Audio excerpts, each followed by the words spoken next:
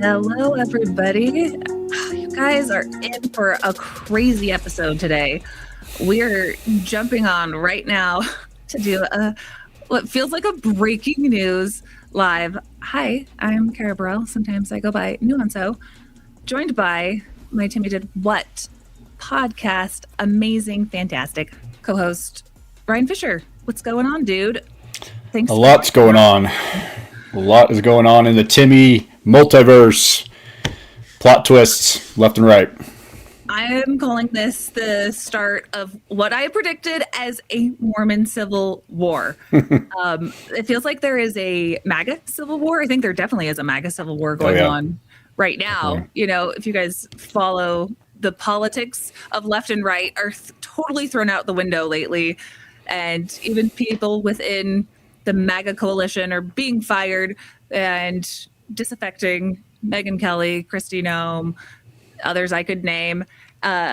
Things with the Epstein files coming out are making more people than ever take seriously satanic ritual abuse of children, cannibalism, murder, the most horrible things that people enact on behalf of child trafficking, and perhaps some satanic elements that go into that, and also to get blackmail on rich and powerful people, So that's already a huge conversation happening. Our country going to a war with Iran, where a lot of people are speculating it's to take some attention off of Trump and the Epstein files, some might say, and Israel's role within. How does Mormonism fit into all of this? And Ryan and I don't know, this is our multi-sphere. Everything that's happening out there feels like it's also happening in here right now. We have the two sides of the Mormon coalition of the right now are splitting. Tim Ballard versus the other Mormon podcasters. And if SRA happens within the church, that is another huge rabbit hole to go down too, right, Ryan? Like, is this not just this civil war Mormonism popping off with what we have to talk about today? We're like starting this episode kind of hyped right now because this is such a big deal, but it deals with some insanely serious topic. I have been listening to stories of SRA, stands for Satanic Ritual Abuse, on this podcast, We the People, Jason Preston. And where we're going to start today, I think, Ryan, is satanic ritual abuse could very well be a seriously implicated thing. That's what Jason Preston, that's what everyone's kind of mad about, is that Jason Preston has said on Word Radio in the last couple of weeks. He runs this entire podcast interviewing victims of satanic ritual abuse in Utah and from the LDS church, people who are children at the time, grow up to be adults to tell their story. And Jason Preston says that, asked on Word Radio directly, are people in the quorum of the 12 apostles of the church guilty of this? And we're going to show a clip that says, Jason Preston goes, yeah, that's what the evidence shows. Yes, yes, yes. So Tim Ballard's aligning with Jason Preston, not because he cares, but for clout.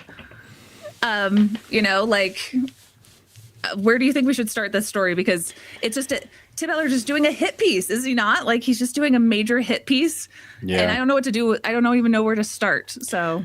Well, I also just have to acknowledge the strange universe we're in, where you and me are going to come out in this podcast in defense of pro-LDS active Jake Jackson and Hayden Paul, who are taking shots from Tim right now. We've defended Greg Mattson now. And so it's a weird universe that we're in, where now we feel like it's on us to defend these pro-LDS podcasters from these bullets of Tim Ballard. So that's even weird. That's like, I don't know about you. Is that like messing with your head? That's where we're at? Yes and no. It's more where I'm going is we're going to play clips from the Hayden Paul is this young man who is a pro-LDS podcaster, and he used to work for Tim Ballard, and they had a falling out. Pin in that.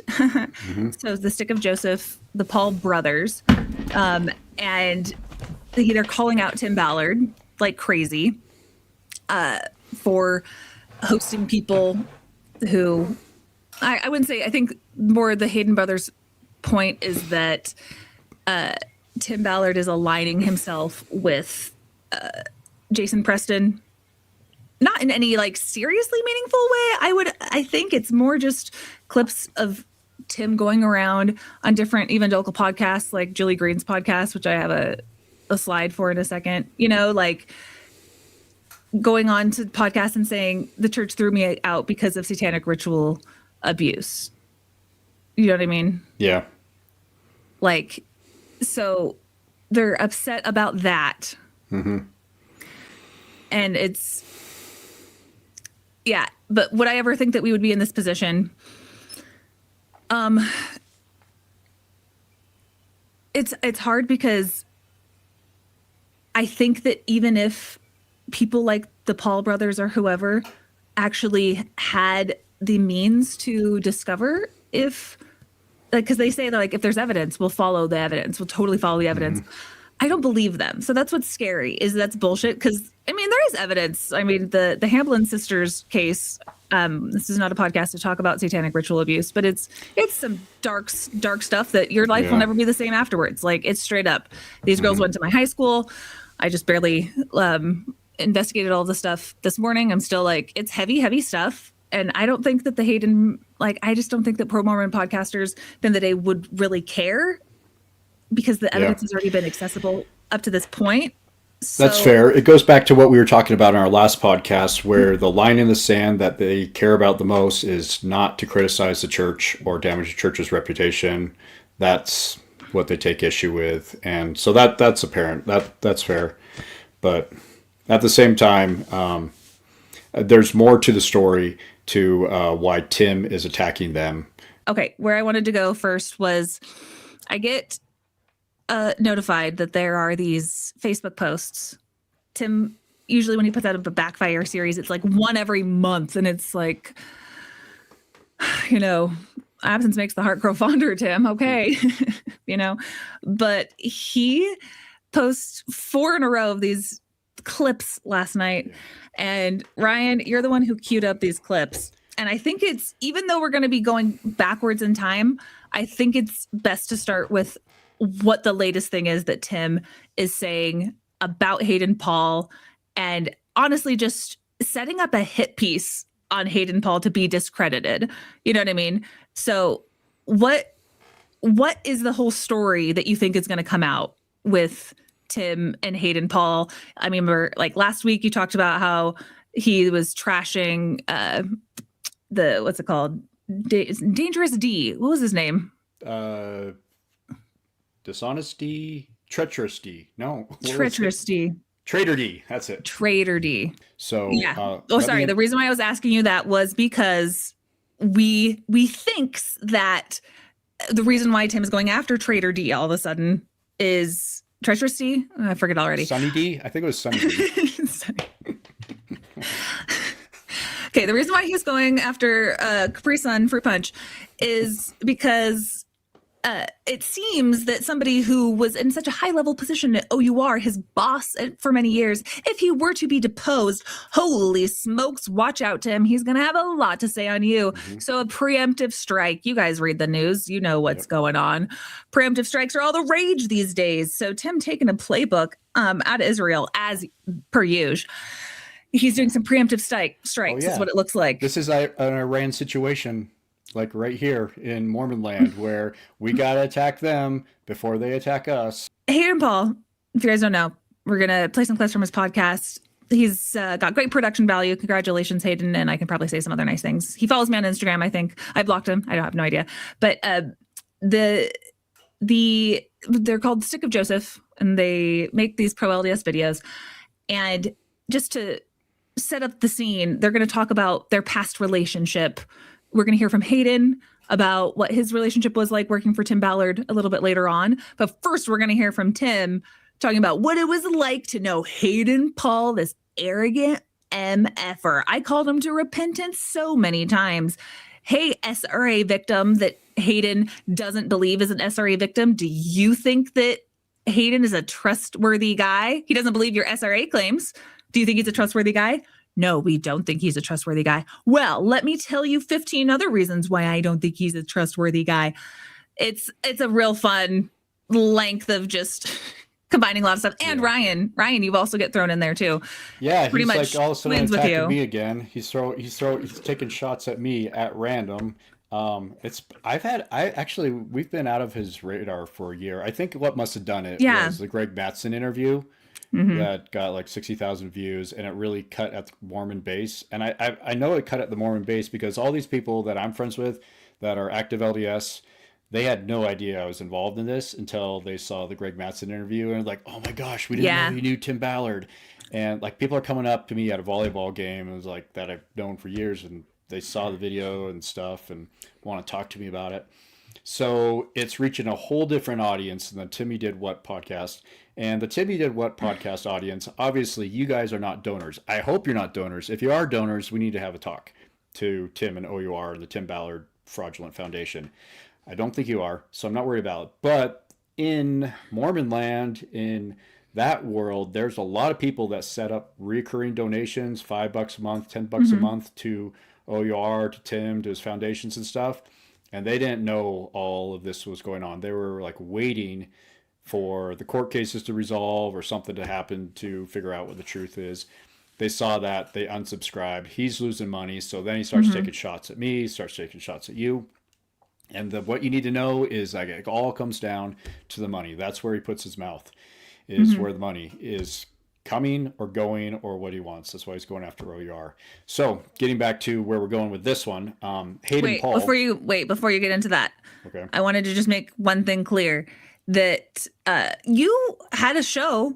You know, we talk about the Nephite Explorer show and how part of your repentance for platforming Tim Ballard to where he is today is to come work with me and make this podcast and talk about everything that you actually know so that the victims can be corroborated in their stories about what a jackass and abuser and possibly sexual abuser this psychopath is. Don't sugarcoat it, Kata. Kara, tell us how you feel. Tell us how you feel. Oh man, I was going easy on him. I really was. This is the PG version. So your repentance is still ongoing. Thank you, Ryan. You're getting a redo. We all love repentance and redos here. Now, however, it's important to mention how you said that so many people came up to you because they didn't know you were connected with it. Now, if I were to go on Greg Mattson's show, as I have not been invited to do, no Mormons would be coming up to me or, ex-Mormons or whatever. The same people that came up to you don't come up to me to say, oh, I didn't know. It's because of your specific position of the Nephite Explorer show and the prominence that you held and that you had to publicly to a different audience. It's not this one. Right? Like, yeah, totally. I don't know how to say this without your own horn here. Sounding arrogant or sound like Tim Ballard, but my show was on KJAZ Channel 14 on TV in Utah, Idaho, Arizona, parts of Nevada for 4 years. It aired twice on Sundays, and it was the highest rated show on Sundays that KJAZ had at That's the time. What I'm talking about. And so it racked up millions and millions of views every Sunday for 4 years, and it's actually the only thing that I'm really known for around here is people that watch my show. And I featured Tim in a lot of those episodes. Like the whole first season, at least half of the episodes had me and Tim running around Washington, D.C. So everybody knows I was Tim's biggest fan. I launched his career. I gave him a platform. That's undisputed. Like nobody knew about Tim. He had no public profile until I put him on my TV show. So that's a problem because I was like Tim Ballard's #1 promoter for many years, and then I ran the American Covenant tour with him. So he's got a problem with Ryan Fisher coming out and saying, actually, this guy's a total dipshit and a douchebag and a liar, and what he did to the women is, to me, verified true, and that makes him also an alleged rapist. On top of all of the stupid shit that comes out of his mouth all the time. Like I could deal, you and me. I mean, we have people in our lives that are total self-aggrandizement categorizing like douchebags, narcissists. Like, you encounter those. You can't go to the grocery store without encountering those type of people. We're not here because of that, those kind of people. We're here because he like went one up that and started assaulting women, allegedly. Yep. And so it goes way beyond just talking shit about somebody we don't like. But the interesting thing, bringing Nephite Explorer back into this, is Hayden Paul is like a carbon copy of me 15 years ago. He's probably 10 years younger than me or so. And he actually went around with Wayne May, Rod Meldrum, and goes to their Book of Mormon research conference. And he's featured a lot of their research on his Stick of Joseph and a Latter-day Saints podcast channel. Hold on. I just want a super important point here, because I just want to make sure that for people who are not familiar with the Mormon ecosphere of craziness, we need to like make sure that like the bubble, you ecosphere. Know, yeah, that's good. Metaverse ecosphere of just, you guys have to understand there's more than one LDS church. Tim's been famous of saying there's more than one OUR. The one where we like talk about saving kids and the one where we grape women to pretend to save kids. Like, we do it in two different ways. There's two kinds of OUR. There's multiple versions of the LDS church within the LDS church, depending on the person. Okay. There's factions within the church, and they are at a civil war right now. And one of those factions is this Rod Meldrum is, would you say Rod Meldrum is the leader? He is, in my opinion. Oh, yeah, he has. Yeah, he's definitely the leader of the Book of Mormon geography, fringe history, Tim Ballard, American Covenant land. I just so happen to have Rod Meldrum's annotated version of the Book of Mormon here.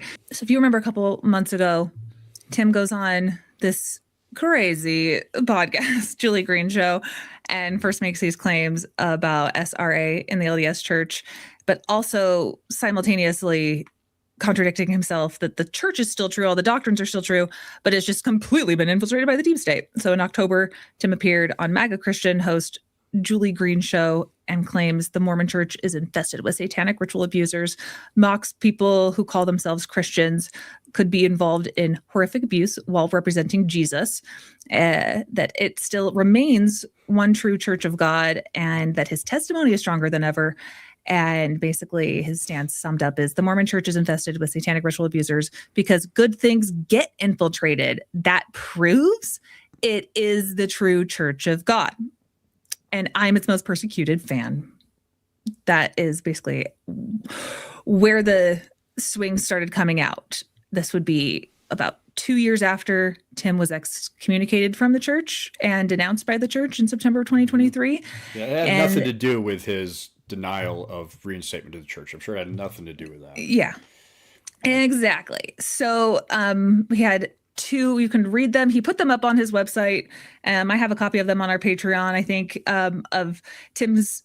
I had two appeals, and it's a big long letter of all the reasons why the women who are accusing him of stuff, he doesn't even know them and they're lying bitches. I would love to do an entire response to just his letter to the church, going point by point of if the church was critical of it, they would know the truth, which is what I would be telling you about what really happened and Tim's denial of everything.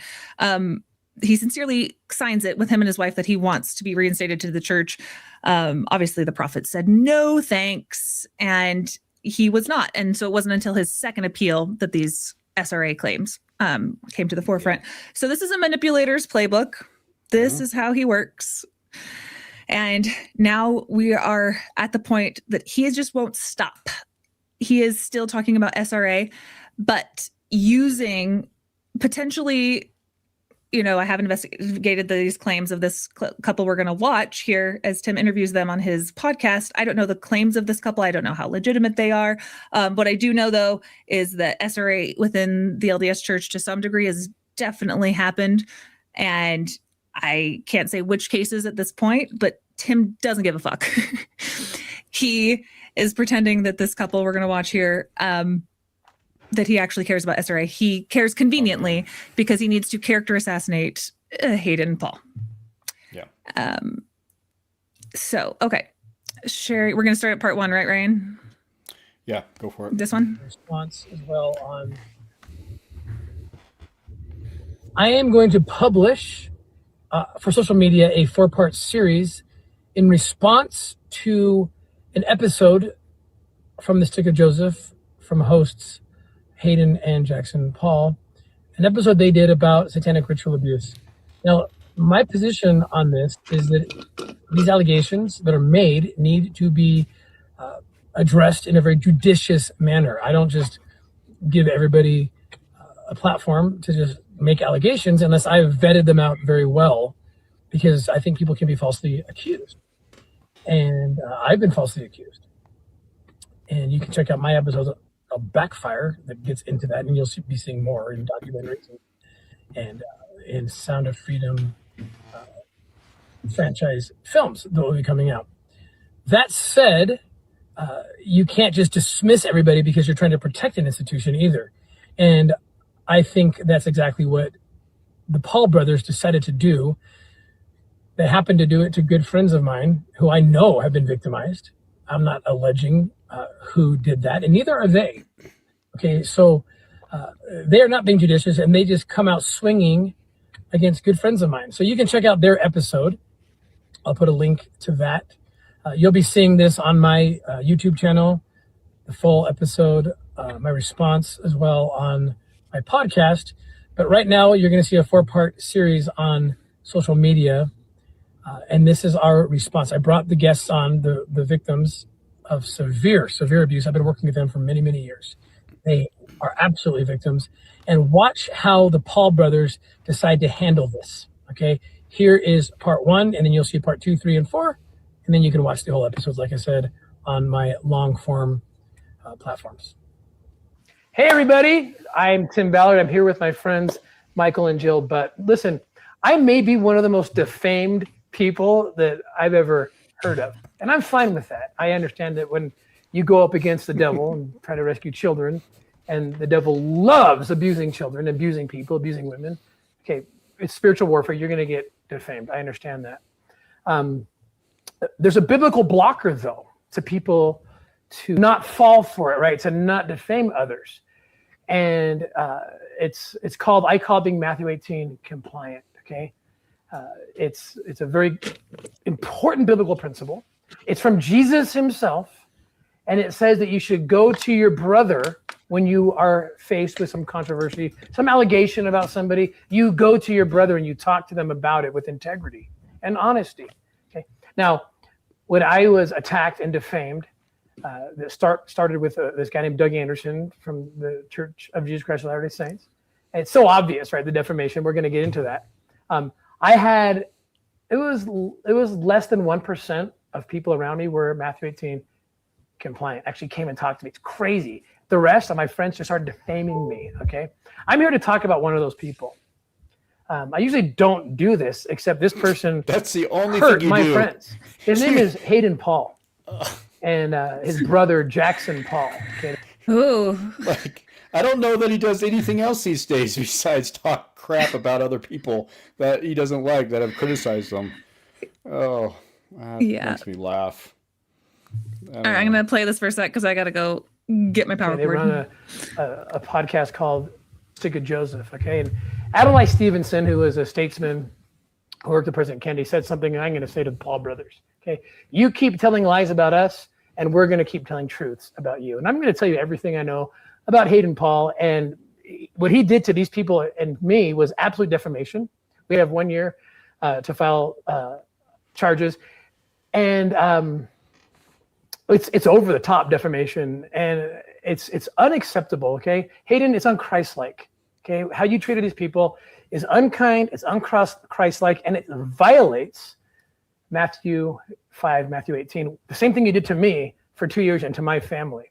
And you're going to hear my story about him after I let them talk. I want them to talk because Hayden and his brother used my name because they know I have a lot of followers. They use my name and a title totally in a deceitful way to get people to follow. They say things that I don't even say or don't even think to get people to follow. Okay, this is all about clicks and likes. Do you see how gross this is?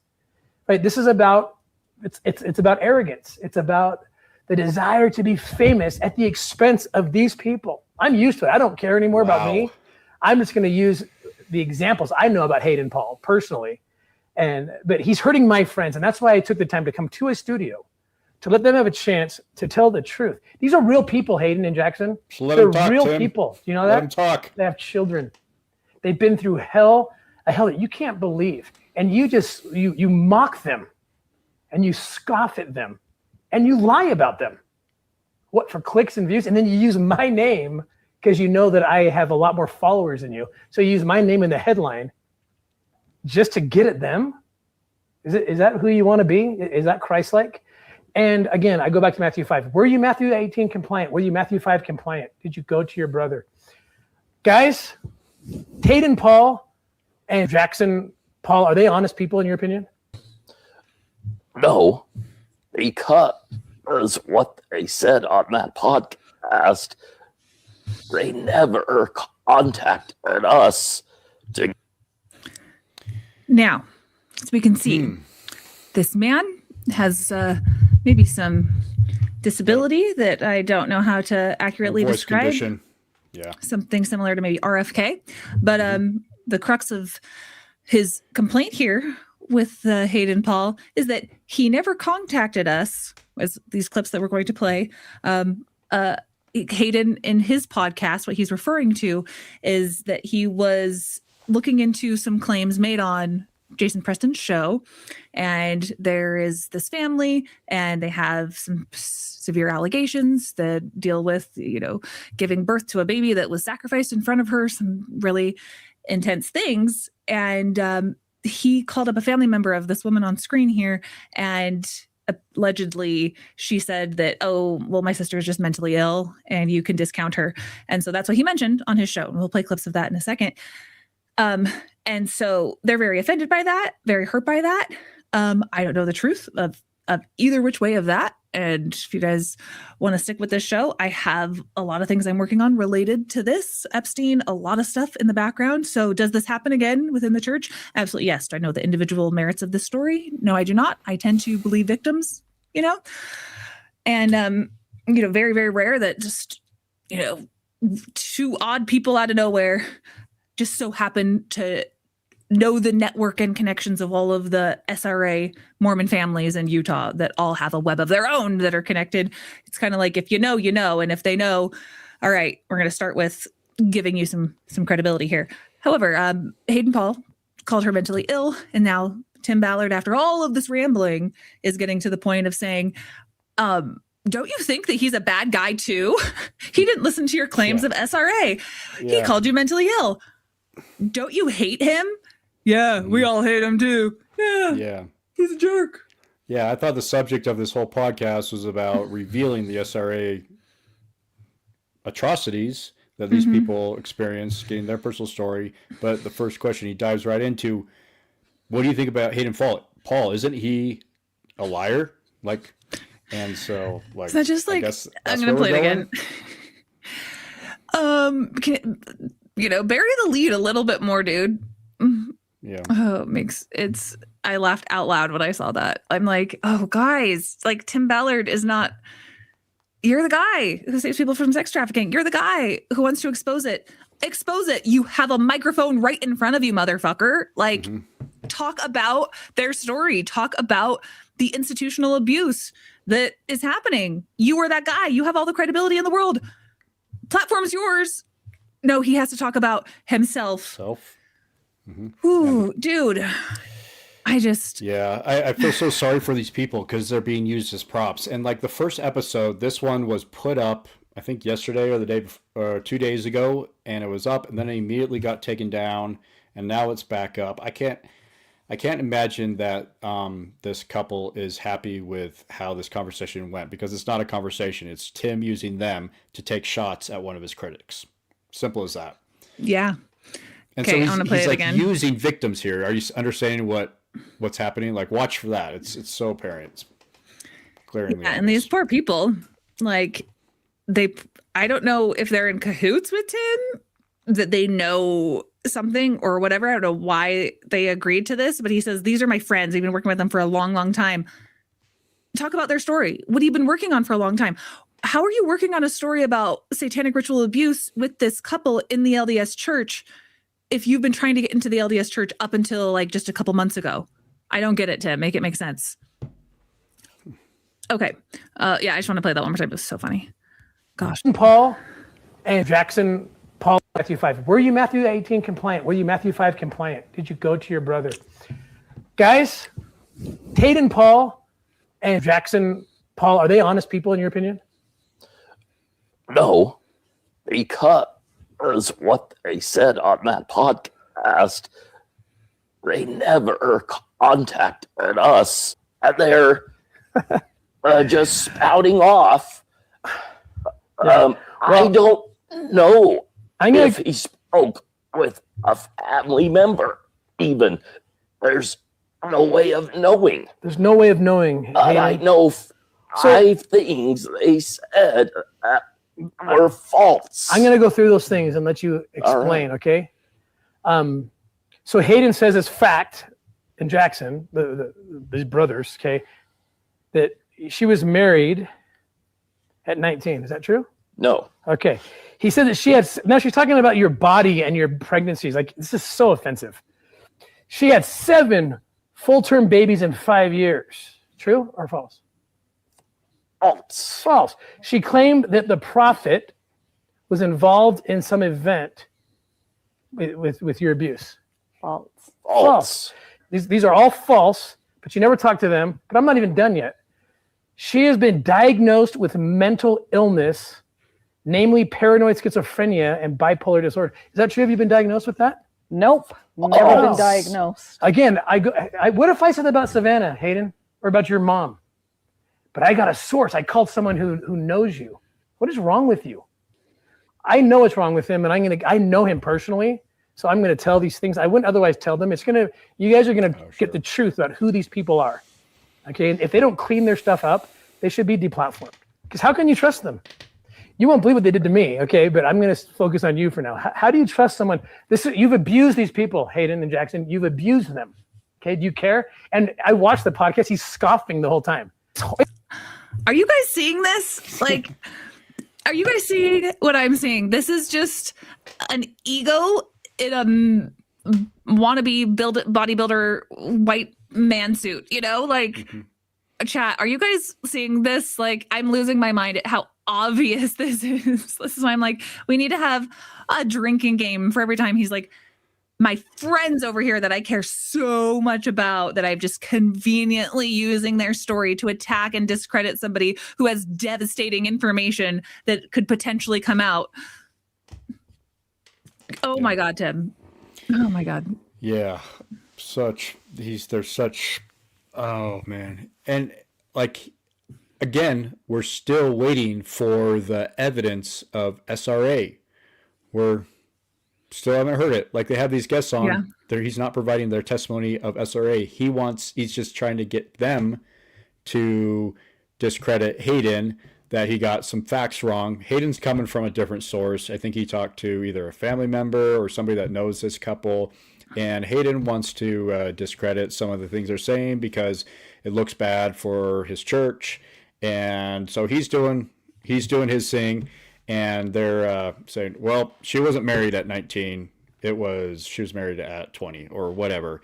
And who knows whether he got his facts right or wrong. I don't know. But Tim is obviously just using them and that whole interview to try and pick apart, take chunks out of Hayden's credibility and honesty and things like that. And he's using these poor people as pawns to do that. It's disgusting. Yeah. And I don't know the truth of, exactly if you go parse through what Hayden said. And he's like, Hayden said this. And is that true or false? So she's like, no, that's not true. That's not true. Do you think he's a credible person with all these lies that he said on his podcast? And Tim is completely fabricating those, in my opinion. Mm-hmm. Like, he just doesn't think anyone's going to cross-reference with what Hayden actually said versus what he said Hayden said. And I'll do that, Because so what's funny, though, is one of them is Hayden said that you said that you implicated the prophet in your sexual ritual abuse. True or false? And she's like, I didn't say that. You know what's so fucking funny, Ryan? Tim, by aligning himself with what's his bucket? Sorry, We the People podcast, Jason Preston. By saying, everyone go listen to Jason Preston, everyone go find about SRAs. What's funny is Jason Preston is the one who has interviewed hundreds of people on his podcast, has the full scope of it, more than anyone that I would probably think is out there. And as a Latter-day Saint, he has said, again, we're going to play the word radio clip, that the prophet, like the Quorum of the 12 Apostles, is implicated in satanic ritual abuse. Tim Ballard is aligning himself with the claim that this guest in front of him would be connected to the prophet having abuse. That is the whole thing. And he's like, it's like, no, Tim, you said that. Yeah. You more likely said that. And on top he of doesn't that, believe Jason Preston. He says, is that true? Is this true? Is that true? And they say, no. Okay, moving on. Next thing. He doesn't even give him a chance to like tell what the truth is. He's not trying to get the truth out there. Yeah. He's just trying to make Hayden look bad. I know. You're a journalist. You know how to not be a journalist. That's how you not be a journalist. Yeah, and then he's a story. He's asking leading questions like, would you say that they're dishonest people? And like he's putting words in their mouths, asking leading question. This is not an interview. This is a hit. It's a very carefully crafted hit job on Hayden Paul using these people as pawns. Look at this still shot of him right here. You see this? That's awesome. I actually wanted this. I'm going to save it in case I end up changing the thumbnail. This is the exact picture I wanted for the thumbnail, and then I couldn't find it again. Fuck Hayden Paul is what he's probably saying. Now, what he did to me, he basically calling me a liar, okay, about this SRA stuff. First of all, what I know about SRA, do you think I would tell someone as indiscreet as this man that I have a history with him? Okay, let me tell you how I ended up even talking to him and why he was put in a position to use my name. So Hayden Paul worked for me at Operation Underground Railroad. Okay, here's the history. Okay. He read my books. Okay, apparently he liked my books a lot. Okay, so he wants to also say I'm a liar, but somehow my books rang true to him. Okay, so he applies for a job. He gets the job. I'm not sure how he does that. I wasn't part of that. He works for the development department for some time. I interact a little bit with him. They come to me. This is the true story. And I'm not going to name their names. If I have to in court, I will. They say, we have to let him go because of his arrogance. Okay? That's what they say. That's the word. He's an arrogant person also is not Matthew 18 compliant. They don't need to be. They don't need Jesus. They don't need the Bible. They have the answers. And they scoff and they mock and they roll their eyes. That's what they do. Okay. So, and by the way, I want to say this about people who are arrogant. Oftentimes I see this a lot. They put forth a falsehood to make them feel and to make themselves feel like they're not arrogant. And they have the story they tell. I've seen it. I see it in my work all the time. What Hayden likes to do, he talks about how he had a porn problem and he lied to go on his mission. Okay, he talks about it all the time, almost in excess. Why does he do that? Well, I'm humble. Look, I'm vulnerable. They tell this vulnerable story, and now they can pretend that and make you believe that they are anything but arrogant. Okay, but the fact that they keep telling the story over and over again, they're just creating a false narrative. So they can feel comfortable in their arrogance. I'm pretty sure he's talking about himself. I'm pretty sure he's talking about Hayden, but he's really third personing himself in this. Yeah, I like this comment. Thanks, Alex Scott. We can only have one arrogant person here, you see. Diversity. Nobody else. And if anyone has any ideas, Natalia? Is it Natalia? Natalia Trumpo? Did I say your name right? I want to be able to say your guys' names right, so correct me if I'm wrong. Request, please figure out how to put a voice filter on Timmy's voice to make it more bearable for us. I'm working on it. If anyone has any ideas. Oh, yeah. I don't know how you pull that off. Oh, gosh. It's annoying. Aren't you glad that I stay on screen with you most of the time? At least you can look at us instead of looking at him. These people at OUR literally come to me and say we have to fire him because he's too arrogant. And he shows up when he wants to and he thinks he knows everything. I'm like, but I saw something in him and I still do, like a potential. And I was genuinely happy for him, when I saw him back in December when I went to see him. I'll tell you why I did that. So I said, let him come work for me. Let me give him let me try it out.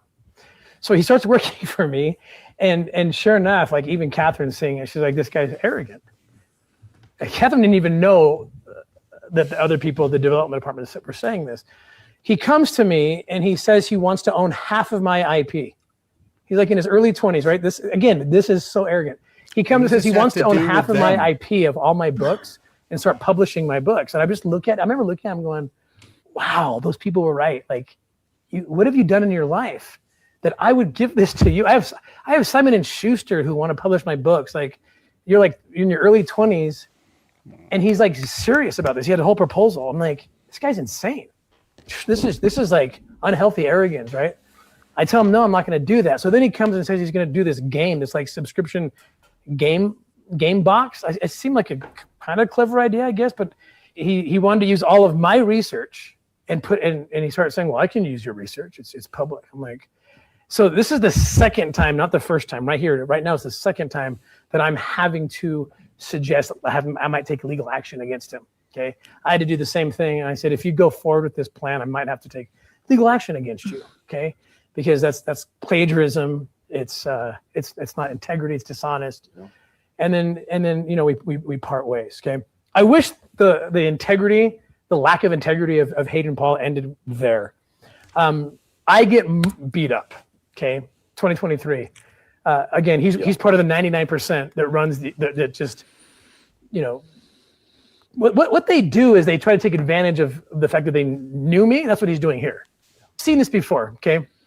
This guy, Ryan Fisher, did the same thing. Ryan Fisher tried to make money and get famous off of my research, just like Hayden tried to do. And when I said no to him, then he tried to get famous off my name in a different way. Either way, he's going to get famous off my name. If he can't do it the way he wants, when Ryan Fisher couldn't, because I fired him I didn't want to work with him because he was stealing money. I didn't want to work with Hayden because he made this crazy proposal. Wow.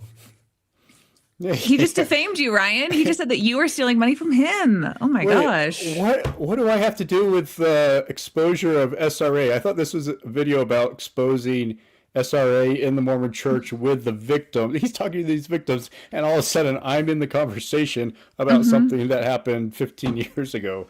Like, that's you and Hayden are soul brothers like that. You said you guys are, twins in spirit. It honestly warms my heart to be denounced by Tim. At this point, it makes me feel that maybe I'm doing something good with my life. Yeah, and I can't say enough about the graphics. Like Ryan and I are saying, is he just throwing things into an AI editor and it's just putting up random B-roll or pictures of random, shots of what he's talking about tangentially? Yeah.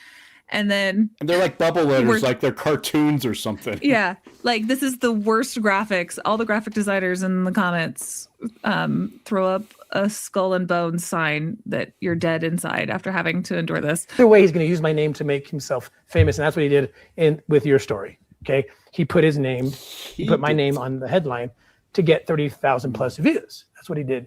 So he could scoff and mock you, knowing that he didn't have the information, knowing that his source couldn't have been great. And he didn't even he didn't even try to talk to you. Right. And you sent him this email explaining this. Has he done anything? No. All he did was he did a little correction because I sent him a text. I said, what are you doing? Because he starts putting words in my mouth. Like, he's not honest. And in the podcast, he said that I had made mention that I thought that the quorum, anyone in the 15, the quorum, from the first presidency to the 12 were involved in this. I've never said that. I've never thought that. In fact, Hayden doesn't even know what I think about SRA, okay? But I'm gonna get to that in a second. And so he puts a little correction that he knows no one's gonna see it. If he's honest, he'd take the whole thing down and apologize. But no, just a little correction. He thinks that's gonna stop us. He thinks that's gonna hold up in court. A little correction that no one's gonna see. That's dishonest. That's just par for the course for this guy. So instead of trying to come and help me and my family, after I gave him a shot, after people at OUR wanted to fire him, he goes out against me. Okay, he writes a super mean text to my wife, and she's like, "Look at this guy." So Catherine actually warned him, and my wife has a very anyone who knows my wife knows she's got a very deep gift of discernment, and I've rarely seen her actually confront people with it because she's very sweet. Hayden was at my house once, and she said, "Hayden, I just feel like to tell you this, you're gonna." Catherine has a really good sense of discernment, you guys. She felt the spirit, married Tim Ballard, and has never looked back. I feel bad at laughing. When Tim said, I only need to be texting these women all the time and putting on these tattoos and going on these foreign raids and everything just because of the couple's ruse. And she's like, of course, sweetheart, I have the gift of discernment. You didn't even need to tell me. I knew what you were going to say before you said it. Oh my God. So Tim has talked about this multiple times, that he said that, let me ask you this. This is Timmy did what trivia for you, Kara. Mm-hmm. Who chose Tim's couple's ruse partners to pretend to be his wife and do sexual stuff with him on missions that also ended up later calling him out, suing him, and accusing him of sexual assault? Who was it that chose those partners for Tim, according to Tim? According to Tim, it was Catherine Ballard, but it's a trick question because the answer is Janet Russell, his psychic. Yeah. So apparently, if it was Catherine, according to Tim's own admission, where was the discernment in that instance? Amazing point. Good. Winner. You got it right. I wish that you had a super chat like I did. All I got one is just, again, thank you for the $2 for a smaller sub chat, not to cover your lovely face. Ryan, excellent point. I was just laughing out loud at the idea that Catherine chose Tim as her partner. And has a great gift of discernment. You're much smarter than I. She was the chooser of all of the women who now put him in all of these lawsuits. Oh dear, what a headache. Get your discernment checked, Catherine. Jeez. Yeah. But she's right about Hayden Paul. Okay. I think that's a great point. Okay. You're going to ruin your life with your pride. She said, we were standing in the kitchen. Wow. Okay. That's how severe this guy's pride and arrogance is. That even Catherine told him, you're going to ruin your life. Like, you've got to stop being so arrogant, right? Right over his head. I mean, right over his head. And he just keeps plowing away, keeps going, okay? So that was manifested during the time when we were beat up, right? I'm so beat up after getting completely defamed. And again, the fact, and I told this to Hayden, the fact that Hayden doesn't include in his analysis of me in this most recent SRA show, that the people in the church clearly defamed me. Yeah. They said that I never did project associated with them. He knows that Catherine called Elder Ballard. Elder Ballard said he never cut me off. So these are obvious facts. So the question that any honest researcher would do when talking about me and my position on the deep state of the church, you would have to include that, right? Yeah. You would have to include the church defamed you. Doug Anderson defamed you. Yeah. Why? What's he hiding? What's he covering? The fact that Hayden left that out means he's either dishonest or not very smart in his analysis. Either one of which would disqualify you really from being an effective podcaster. There's no other choice. Okay, he's either dishonest or just not very smart. Because you cannot tell the story about anything with me and the deep state of the LDS church without mentioning the obvious defamation. Why? What are they hiding? Why? If I was guilty of what they excommunicated me for, why do you have to lie about it? So you see how he changes that. This is just to parse out what he's saying here. Tim is describing that Hayden Paul is either stupid or he's a liar. And as I've proven, looks like he's a liar, okay? Because he's not talking about the obvious defamation. We're talking about Hayden Paul, who has called my co-host Ryan over here to say, I have some serious bombshells about what it was like working for him, and I can corroborate some really devastating things. Now, Hayden, I would really enjoy if you would come forward and share those things and support the women and do the Christ-like thing and make them not feel like they're just taking crazy pills that nobody in this state believes them, that you could be another Ryan Fisher who's defected fully from Tim and said everything that you know and stands with the victims of Tim's, that you may or may not have witness to. All right. I don't care if you're Mormon and I'm an ex-Mormon podcaster. I care that we both want to root out sexual assault in Utah. across the world, but in our communities right now. So Hayden, I would appreciate it if you'd stand up. But it's because Hayden knows something, Tim. Like that's Tim's trying to say, why would you not even mention the defamation? Because he knows it's not defamation, Tim. He knows the truth. Yeah. Yeah. I think Hayden will come forward. He'll tell the full story eventually when the timing's right for him. I think he's a good guy and he's doing what he can right now. But yeah, it's so fascinating to me that Tim has been claiming how long ago did he start these SRA claims? Like 3 months ago, 4 months ago, maybe something like that. And then this is the first podcast where he's done where he brought victims on, and all he does is talk about himself and the people that have criticized him. Like, this is not a podcast about exposing SRA with these SRA victims. It's a podcast about him and how he's been wronged. He's been wronged. He's the victim in this whole thing.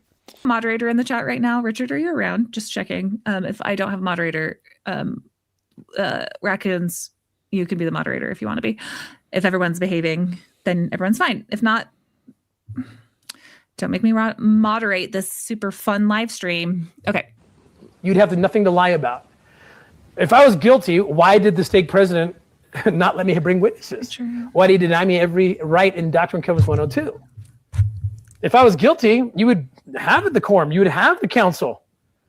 If I'm innocent and you're trying to do something untoward, only then would you defame. Only then would you not abide by scriptural mandates about how to deal with a church disciplinary council.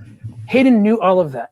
The fact that you left that out, you're either dumb or you're dishonest.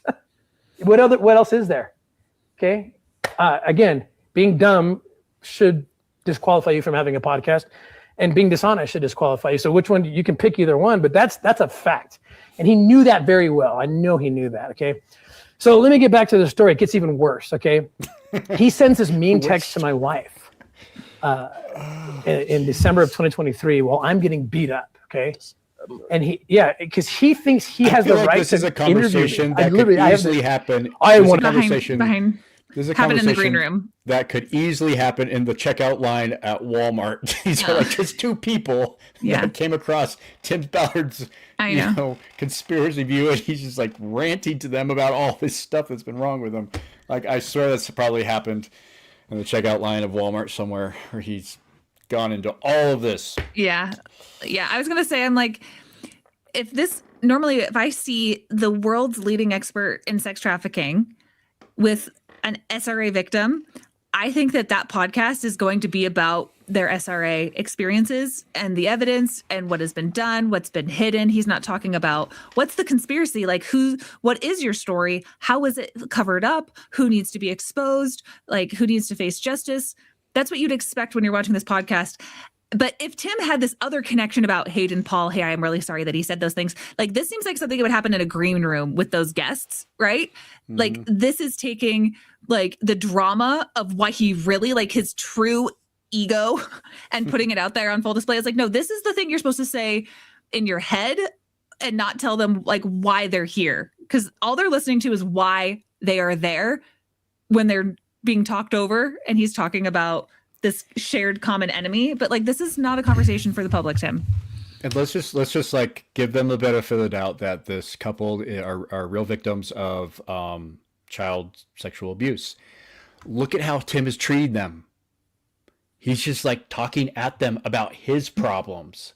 Like, I mean, these are people that he believes apparently are real victims of child sexual satanic ritual abuse, the most horrific stuff out there. And look at how he's treating them. He's just like talking right at them about his problems and about people saying mean things to him on the internet. Like, yeah. Wow, it's so revealing. Imagine him like, in some badass situation where the spirit leads him to some like horrible sex trafficking brothel ring with like a bunch of kids in some horrible conditions that he describes.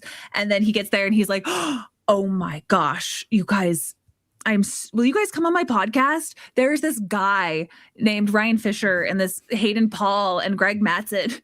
And it would really be doing me a solid if you would just tell them that you're really offended that they don't believe that I rescue kids, because I need you to come in the lights. I don't want to hear your stories necessarily. Like, that's going to bore the audience, because what people are really interested in is how these people have defamed me, saying I don't rescue sex trafficked kids. They're sitting right here. Can we hear them speak? No, because that's wasting airtime. We have to talk about me.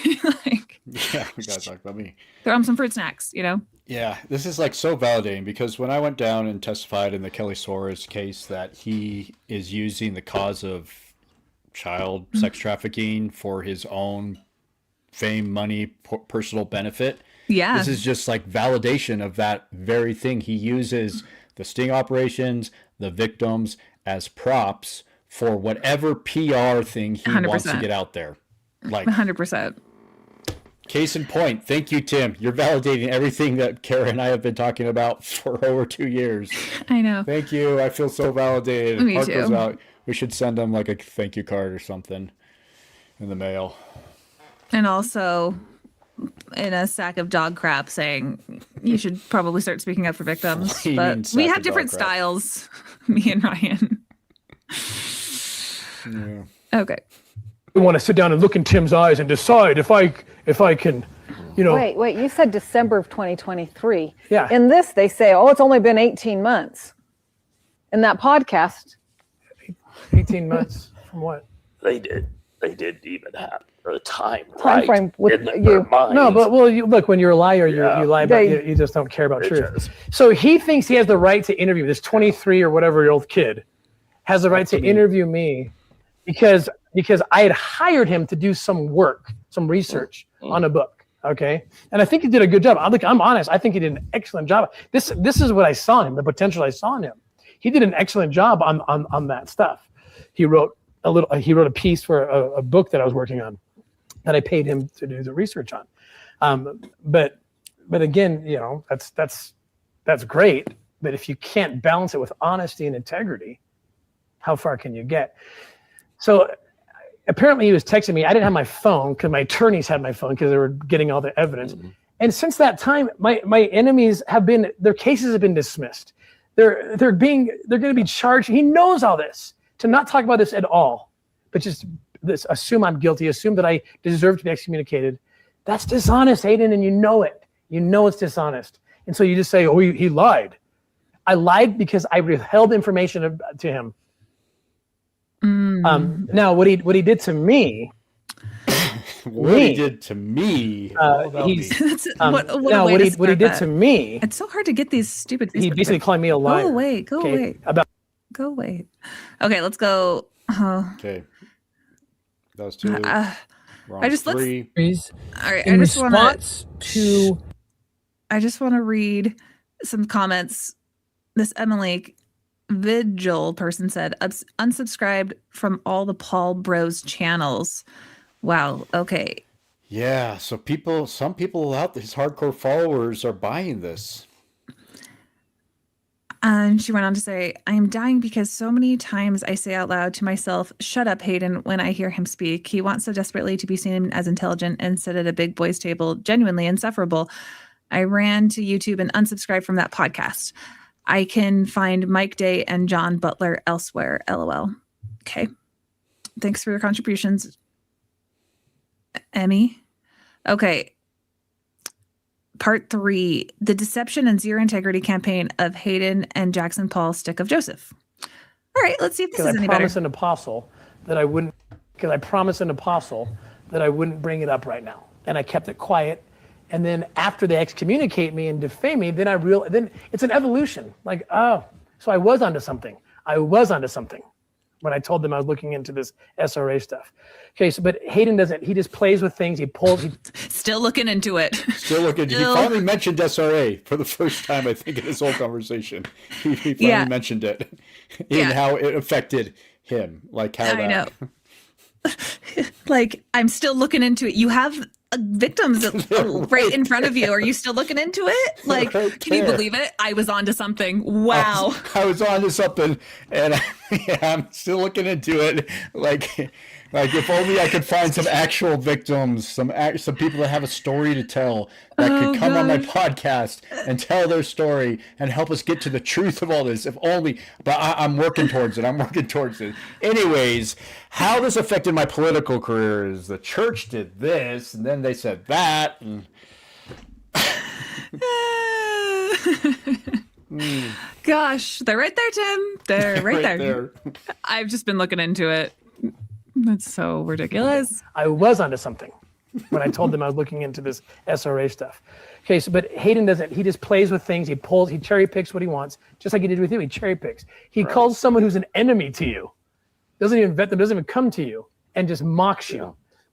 Well, he's the one that jumped the page in saying she's it's the breath that impregnated her, etc. etc.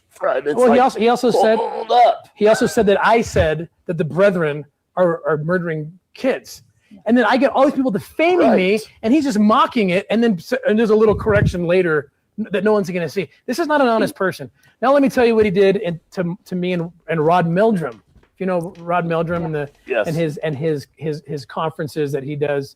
Book of Mormon evidence. See, Rod was always loyal to me and loved me, and he was always wanting me to come speak at his conferences, and I didn't know if I wanted to, because I had to go prove my innocence first. Okay, which again I have done, and Hayden knows that, but he wants to pretend I'm still guilty. But remember, he's mad. I think he's upset because I wouldn't give him my IP. He's like Ryan Fisher.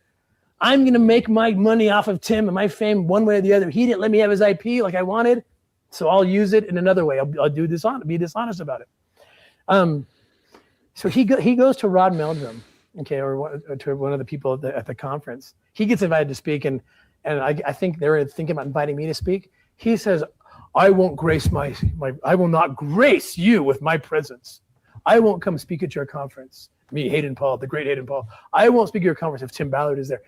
Mind you, I've been a headliner for that conference for like a decade, right? But that's what he thinks. He thinks that people want to hear from him so badly that he would have some kind of sway. I'm not going to speak if Tim Ballard's going to be there.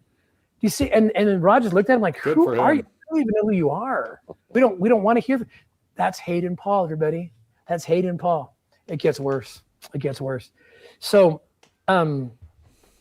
he starts reaching out to me through third parties. I gotta talk to this guy. He's defamed me.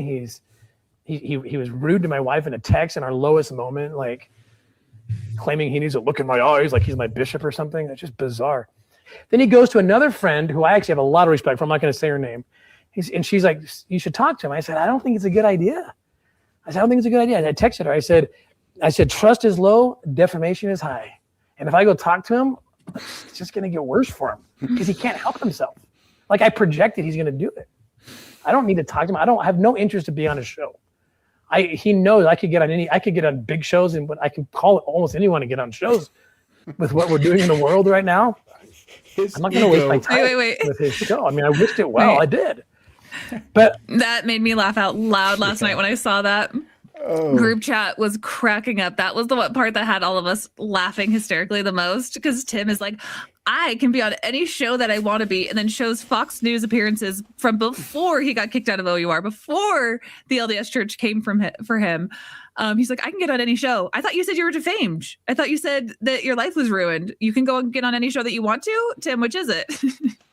The shows he's on Rumble, like once a week I have to go on Rumble and click Tim Ballard newest, and it's always some podcast where it's the first episode, it's Tim Ballard, and it has like one view. Like he really is not hitting up the big name podcasts and Fox News channels like he wishes he was still, Oh, that's good stuff. You can see his ego just growing through the course of this interview. It's just getting bigger and bigger and bigger. And I mean, in real time. And yet he's calling out Hayden Paul for being arrogant and having an ego. And I swear, if you just like take the lens of he's talking about himself in the third person when he's talking about Hayden Paul, it all makes sense. It all makes perfect sense. It tracks. It lines up so perfectly. And again, why am I being thrown into this conversation all of a sudden? Like, I don't know. I have no idea. But because you're ex-Mormon. I think that's probably why. Yeah, my You're an credibility is apostate. because I'm not an active member of the church, and so automatically my credibility is shot. And that's partially true. I can see in a lot of LDS members' minds if Ryan's not active in the church anymore after being a defender on TV of the Book of Mormon, then he must be listening to the adversary or something like that.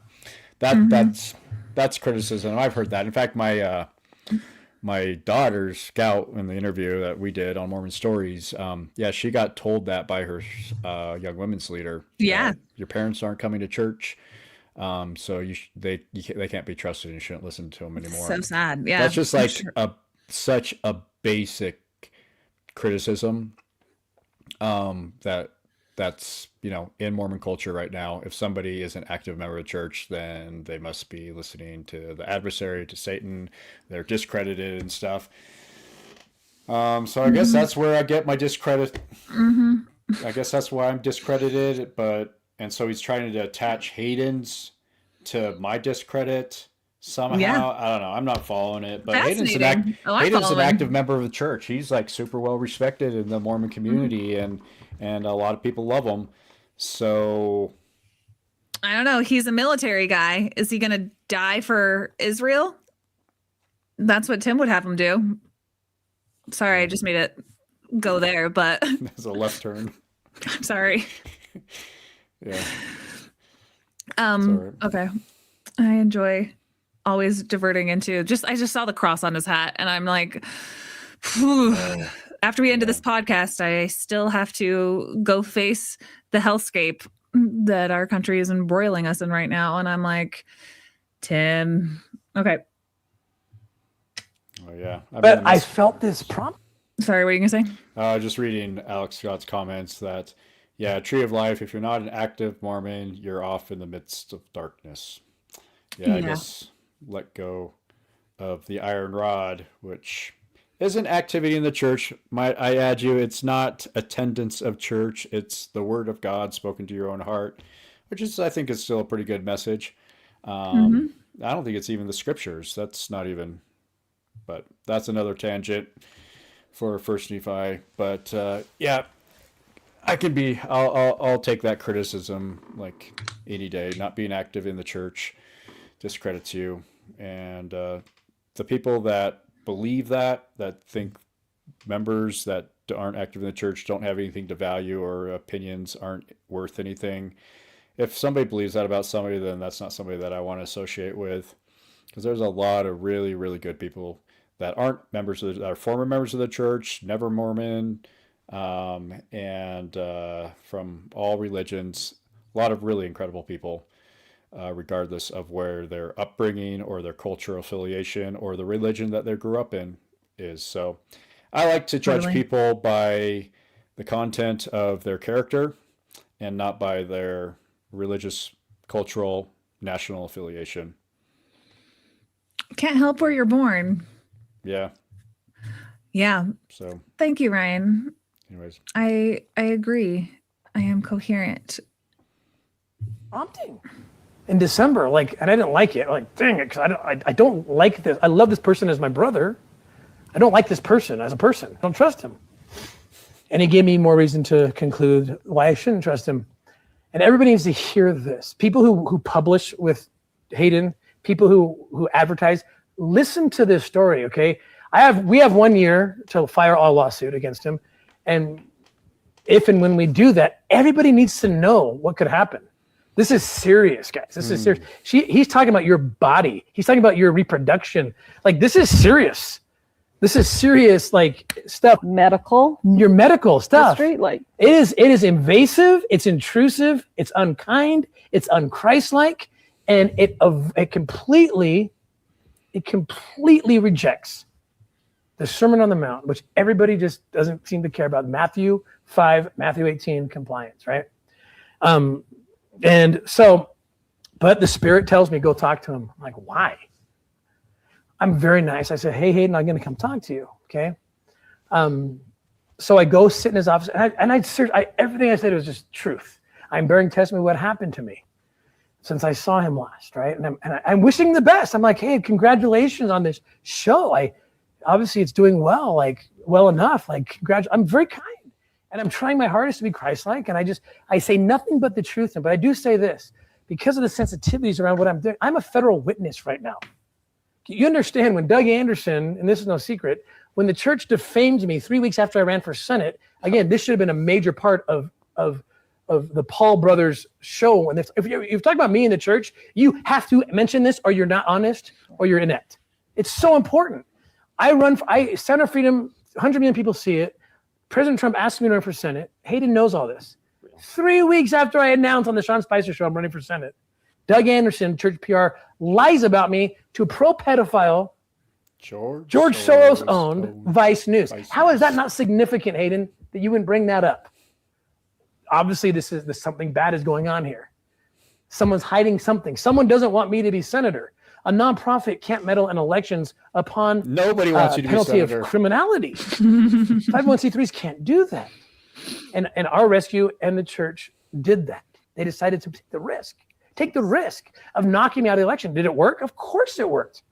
So Hayden likes to say, he literally says on his show, okay, he says, if the church excommunicated Tim, that would have none effect to stop him from talking. Therefore, the excommunication must have been what it was. It was real. He did something wrong, because excommunication would do nothing to stop. Tim could have kept talking. What a moron. They knocked me out of the election, Hayden, and you know that.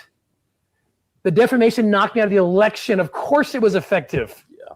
The excommunication was public, and it was based on lies that Elder Ballard cut me off, lies that I never did project associated with the church.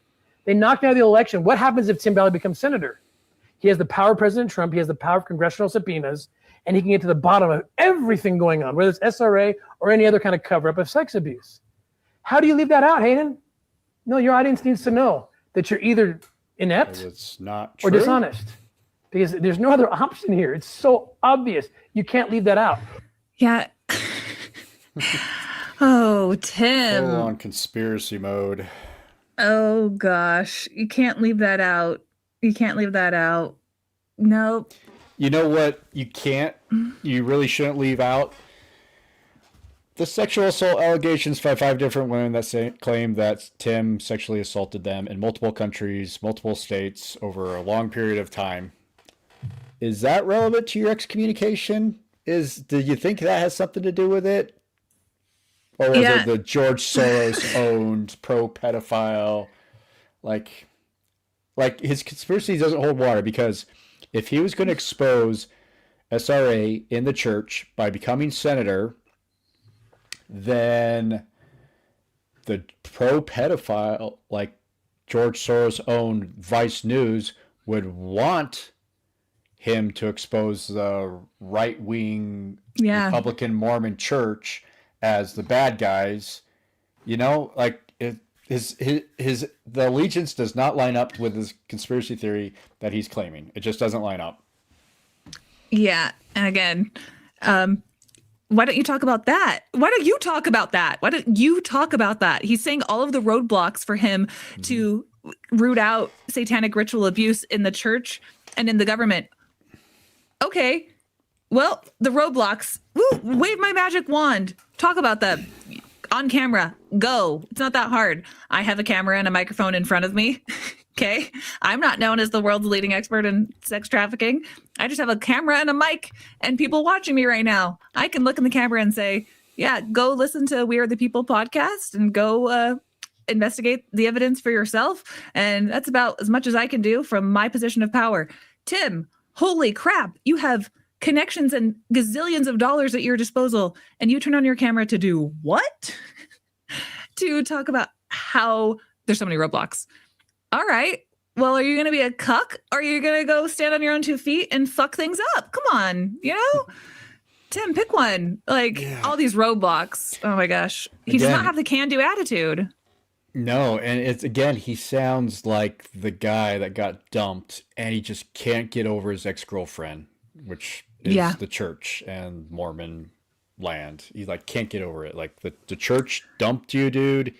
Get over it. She's not that into you. Move on. Nope, he's not going to move on. He's going to be talking about this to his grave, to whoever comes across and sitting in front of him. So he can't get over it. He's so hurt. He's telling every child that he airlifts out about Doug Anderson. Doug Anderson. You know. Like, I almost wasn't able to save you. This guy, Doug Anderson from the PR committee. Oh, no habla inglés? Well, I'll keep talking anyway. I would have been here earlier. And his great conclusion is, well, the excommunication would have done nothing to stop Tim from talking. Therefore, the excommunication must have been real. How stupid. Okay, here's the part that everybody needs to know about the Stick of Joseph, how they operate. This is both brothers. I'm sitting there because it's sensitive. I'm literally a witness in Congress, okay? I'm not going to tell you who I've been asked to talk to about all of this. I said, guys, I'm going to trust that you're going to keep this confidential. I literally said, can we do an NDA? I would do this with my hand. And I record this, by the way. I record this, okay? So this would hold up in court, I believe. I said, can we do an NDA? I did this with my hand. NDA, right? Let's not talk about this. Off the record. I look at them both, I go, absolutely, absolutely. You understand why, right? I'm not here to be on your show. I'm not auditioning for your show. I'm here to talk to you about. So even then, I'm not going to tell him, a guy who I consider indiscreet, arrogant, and not trustworthy. I'm not going to tell him everything I know. But in his arrogance, he thinks that if I'm not saying it, I don't have it. Because why would I not tell Walter Cronkite everything? This goes to the arrogance. He can't sit back and be humble and be like, yeah, Tim's probably not telling me everything he knows. So I tell him just a little bit, but he agrees. He agrees off the record, okay? They go on this show and they start, and first of all, they lie about what I say. Hayden says that I say things I didn't say. He admits it later in this stupid little correction. But the bigger point is lack of integrity. When they say off the record, and then the first time they talk about you, they put it on the record, you can't trust the Paul brothers, everybody. You can't trust them. Why would you publish your books with them? Why would you advertise with them? Why would you be a guest on their show? They literally just didn't care. You say off the record. I've never seen that. I've dealt with media all over the world. I've done off the record probably 30% of the time I've talked to somebody. No one has ever betrayed that. Why? Because they want to maintain their credibility. Right. The Paul brothers no longer have credibility, guys. They are the reason why people stop trusting them and stop talking to them. Why would you trust them? They defame these people, get 30,000 people to roll their eyes in following their example. They completely show a lack of integrity with me by agreeing that it's off the record and then put it right on the record. But they had to use my name. My name got the 30,000 views they wanted, okay? So, because I promised an apostle that I wouldn't bring it up. Okay. I just see this couple sitting there so awkwardly, man. They're like, yeah, what are they thinking? I'm sure that there was probably some discussion about their story and all this. I'm sure this is not the edit that they were expecting to come out of their discussion. But it is. But it is. But it is. Here we are. All right, next one. All right, we're not done. I know. Thank you guys for sticking with us. Okay. Last one. And I haven't seen this one. I didn't get to part 4. So this is going to be new for me. Here, go full screen for a minute. I got to go grab something. Or I'll just be right back. Okay, I will also be right back. Nobody else leave. You guys are still stuck with me for life. So people are saying, this is weird. All right, part 4. The deception and zero integrity campaign of Hayden and Jackson Paul. That I can views they wanted, okay? So anyway, I think you have enough, okay? Like I said in the beginning, quoting Adlai Stevenson, Hayden, Jackson, keep telling lies about us. We'll keep telling truths about you. We have 1 year to decide if and when we're going to launch this lawsuit. I can tell you it's a powerful lawsuit. He talked about Europe's, you couldn't get more invasive and personal. Your mental status, your reproduction, things that have happened, rapes that's happened. I mean, it is the most invasive. And I watched it. He's rolling his eyes. Like, what disrespect to women? What disrespect to children who have been hurt in this whole SRA thing? I'm going to talk more about this. It's clearly something that needs to be addressed. He dismisses it. He doesn't care. It shows a lack of concern about children being hurt. His wife should be appalled. I hope she's watching this, because if someone did this to his wife, he would just be incensed. But he has no problem doing it to you. No, and I have a wife too, and I have children too. He has no problem doing it. He knows us. We've broken bread together, right? I gave him a shot when everyone wanted him fired. I mean, this is just, in my opinion, this is not a good person. Just not a good person, and I hope he can repent. I truly hope he can repent. And we have a year to file our lawsuit, and we'll watch carefully what we want to do. But everybody, I just want everyone to be aware that if you're going to do any business with these people, if this lawsuit ends up dropping, it could be devastating. I don't even. It's huge defamation. It's not little. It's huge defamation. It's huge. Anything else you want to say? You want to talk directly to the audience of Stick of Joseph or to the Paul brothers? I just want to say I don't know these boys personally, but I was again shocked at the level of unprofessionalism. And again, this is my wife. We've been through enough. And I know what you've been through. 25 years. I have wept with you guys through years. I've known you guys for years. And I think it's divine providence. He didn't know that. He didn't know that. So he's defaming me and defaming you on the same show, not even knowing that we know each other. That's called a Jesus intervention. Take that for what it is, Paul brothers. That's Jesus left hook. The fact that he sent me in to talk to you also, I truly believe it was an opportunity to test them, and they failed epically everywhere because I didn't want to go. Jesus wanted me to go. I'm like, why do you want me to go talk to these guys? I don't trust them. I think he wanted to set them up, and if they're humble, they'll apologize. They'll apologize and repent, and hopefully they can be successful. I want them to be successful. They've had some cool guests on. I know that. They can do it with integrity. Journalistic integrity. That's right. Do your research.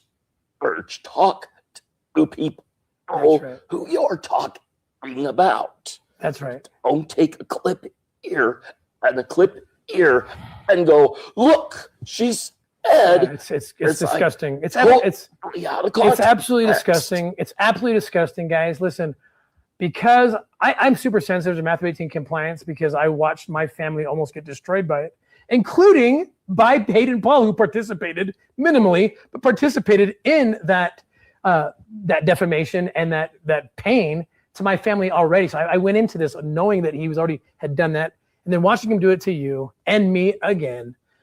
There's no place for this, guys. It's unchristlike. And look, I like to talk about World War I. World War I, millions and millions of people died. If you study that war, it was the whole war began because of a lack of Matthew 18 compliance. People didn't talk. They made assumptions. They made connections. They tried to be popular. They tried to be cool. They tried to be the winner without having to do the homework. And millions of people died. And how many people lose their livelihoods, lose their lives in this whole thing of lawfare and what we'd call like witch trials, okay, witch hunts, okay? And that's what Hayden and Jackson became. They became witch hunters against me once again and against you. And there's no place for this, guys. And so whenever I get a chance to speak out against those who violate the words of Jesus in Matthew 5 and Matthew 18, I'm going to do it because I want the world to be a better place. I still hope the best for Hayden and Jackson. I still think there's potential. Like I thought there's potential when the people wanted to fire him at my company. I said, no, I like this guy. There's something about him. I will still say that. I like the potential I see. They have at least the energy. They have the grit to do it. But find integrity, guys, or get out of the game. Find integrity. There's no place for beating up innocent people. I'm tired of watching it. And the world needs to use this as an example to get Matthew 18 compliant, be integrous, especially when you're talking about Jesus and Stick of Joseph. I have a strong testimony of Stick of Joseph, the Book of Mormon, that is, not the podcast. Yeah. Okay, you're talking about real things, sacred things.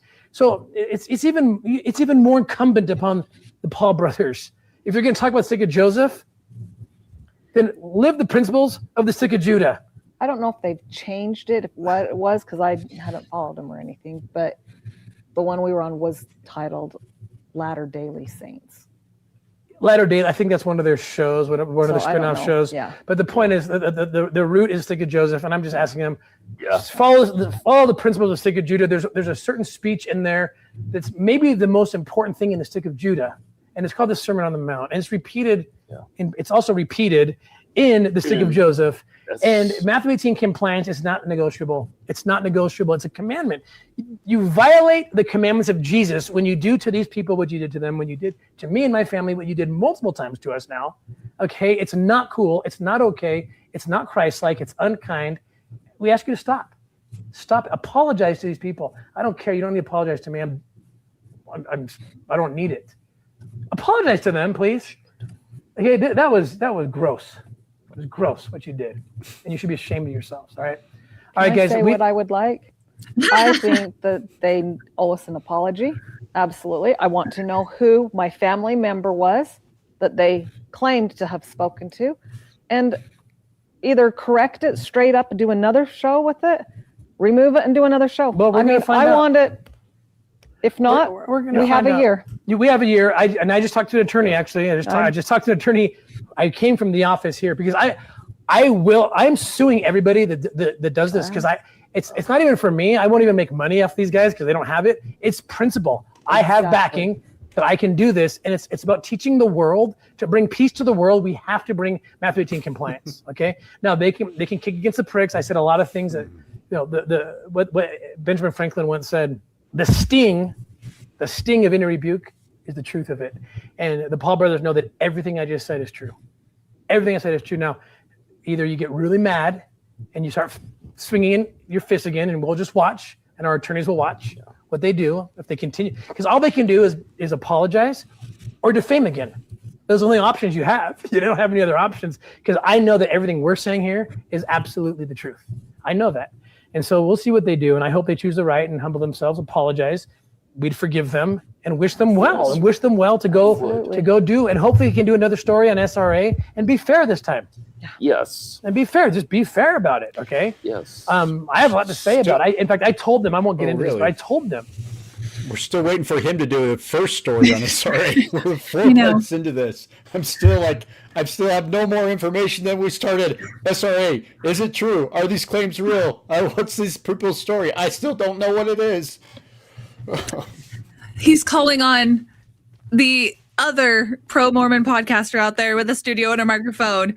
Take down your episode about them and do an accurate episode. Do as many as you want. Just do accurate episodes. Please expose this. I'm still looking into it myself, even though it's the whole reason that I'm claiming that people are coming after me. I'm still iffy on it, but you guys make sources. Yeah. Gosh. Okay. Should we play the rest of this clip? I don't know. Is there anything worthwhile? He's just repeating himself so many times. I know you guys are champions for sticking through that. He's just repeating himself. So if you guys are just joining the live, to catch you guys up, Tim Ballard, he has been through so much after he committed various rapes, allegedly, being thrown out of the LDS church, his own organization, OUR. His life is all ruined, but he's got a game plan. It is to say that the traffickers are after him. Yeah, the women traffickers. I don't know their names of these women who I seduced on the couple's ruse, but the traffickers are after me. Oh, actually, it's the deep state. The deep state doesn't want me to run for Senate, and they ruined me, and I got kicked out of my organization originally because it was on just normal terms, because I'm the big star of Sound of Freedom now, but low key they gave him a huge severance package because of internal investigations that proved that he was sexually assaulting, these are the allegations, these female operatives on missions, claiming that he needed to do sex things with them that he absolutely didn't need to do, and that is the lawsuit. Those are the allegations. And Tim doesn't talk about that, but he talks about how the church denounced him. The church excommunicated him. But if he's just like, no, I can appeal that, then they can see that they didn't accurately excommunicate me because all these ladies are just a bunch of liars. And then Tim has been trying to appeal getting back in the church the last couple of years. You really can't appeal an excommunication like that. Went all the way to the prophet, and he doesn't want to talk about that part. But 2 appeals after 2 years, now he's changed his tune and is calling the church out for satanic ritual abuse. But we saw it from the very beginning that this is just another distraction. It's another alignment with, evangelical right wing who wants to view the church as infiltrated by, satanic ritual abuse. But he's using his position as the world's #1 fighter of sex trafficking to call out the LDS church, of which he just barely desperately wanted to be back in the club of, now of SRA. Mormons are very, very upset by this because he holds a lot of sway in this field. He could go and pull some of the blessed sheep from the LDS church away into his own type of cult, So how did I do for the recap? And then that's pretty good. That's up to speed. take us through what the new angle is with Hayden. Summarize all the 4 videos we just saw. Are you familiar with the show Top Gear?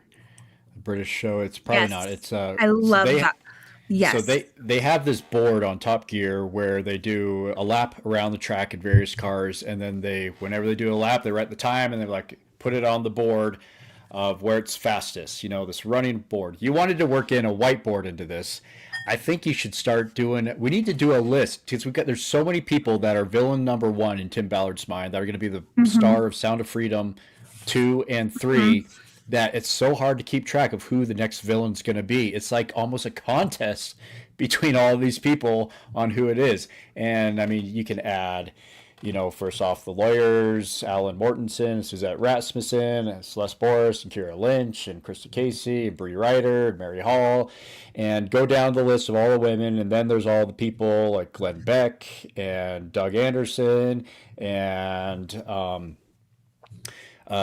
David Jacobs is a recent one. Sonny D, Trader D, which is David Jacobs, and John Lyons, his former boss at DHS. That's on the list. Are you getting all this? Keep writing. And now we can add, Cara Burrell and Ryan Fisher, the dishonest podcasters that are going to be featured in that movie. Kelly Suarez, I guess she already got her screen time, but she's on that list somewhere.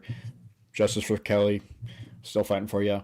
And now we can add on that list, I know I'm leaving out. Oh, Eric Mutzos and there's so many more. It's getting really embarrassing because Jimmy Rex. I can't think of how to spell attorneys on camera right now if it's an IES and I can't see it, or if it's just a Y with an S at the end. Wow, what an embarrassing moment for me. I'm going to go with my heart. Attorneys. That's why you work. You're creative. Your talents are in the visual medium, in the verbal spoken word, not the written one. Thank you. Now we can put on that board Jackson and Hayden Paul. Right behind Greg Mattson. So, man, he's got a lot of lawsuits he's got to get caught up on. And Hayden Jackson, if you're watching, he's threatening a lot of people, and I wouldn't worry about it. Yeah. I wouldn't worry about it. This is the scene from Billy Madison with the guy in the shotgun where he's like getting an apology from Adam Sandler's character after all these years. And then he's like, oh, thanks so much for apologizing. And he goes to his list and crosses them off. Do-up, doobie-dooey-up, do-ah-do-ah. You guys see where I'm going with this. Is it backwards for you, or can you read it? I can read it fine. People to defame because they have tons of shit on me. This is Tim Ballard's list. Ryan Fisher. The attorneys. Women, parentheses, sluts. That's how he defines them. Hayden Paul. Who's next? Who's next? Sound of Freedom 3 coming to theaters summer 2027. Krista Casey in her minivan coming to theaters. Yeah. You think El Chapo was bad? Wait until you meet Krista Casey. You think Nicolas Maduro was a bad guy? I know. Wait until you meet Kira Lynch and her sidekick. I know. Boris and Celeste Boris. Yeah. You know how we really love, in a world, I'll do a movie trailer. In a world where drug traffickers who are brown rape and kidnap our children, comes a new film out of Angel Studios. Soccer moms and hairdressers, women who don't give us their bodies and shut up about it. In theaters. Wait, it would be Sound of Freedom 2, right? Yeah. And Too fast, too free. Well. Yeah. Okay, we've caught up. All right. Now, that was Ryan's section of clips. Now we're going to move into I want to go ahead and show you guys, because we're going to show collecting my thoughts. Okay. So next we're going to show, in response to what Tim had to say about Hayden Paul, what Hayden Paul and his brother and Jonah Barnes, who's another pro-Mormon podcasting bro, they have this discussion that is what Tim is referencing when they say all of these things were said on this podcast. We're going to watch some clips from that podcast that I've curated for you. And because Hayden worked for Tim, it's interesting to hear his side of the story. So, but before we get to that, they're going to mention that Tim Ballard is aligning with this podcast, We the People. I always forget his name. What is it? Justin something? Jason Preston. Jason Preston. Mm-hmm. Okay. That they're angry that Tim Ballard is aligning with this guy, Jason Preston, who is interviewed hundreds of these SRA victims on his podcast, done extensive research on this.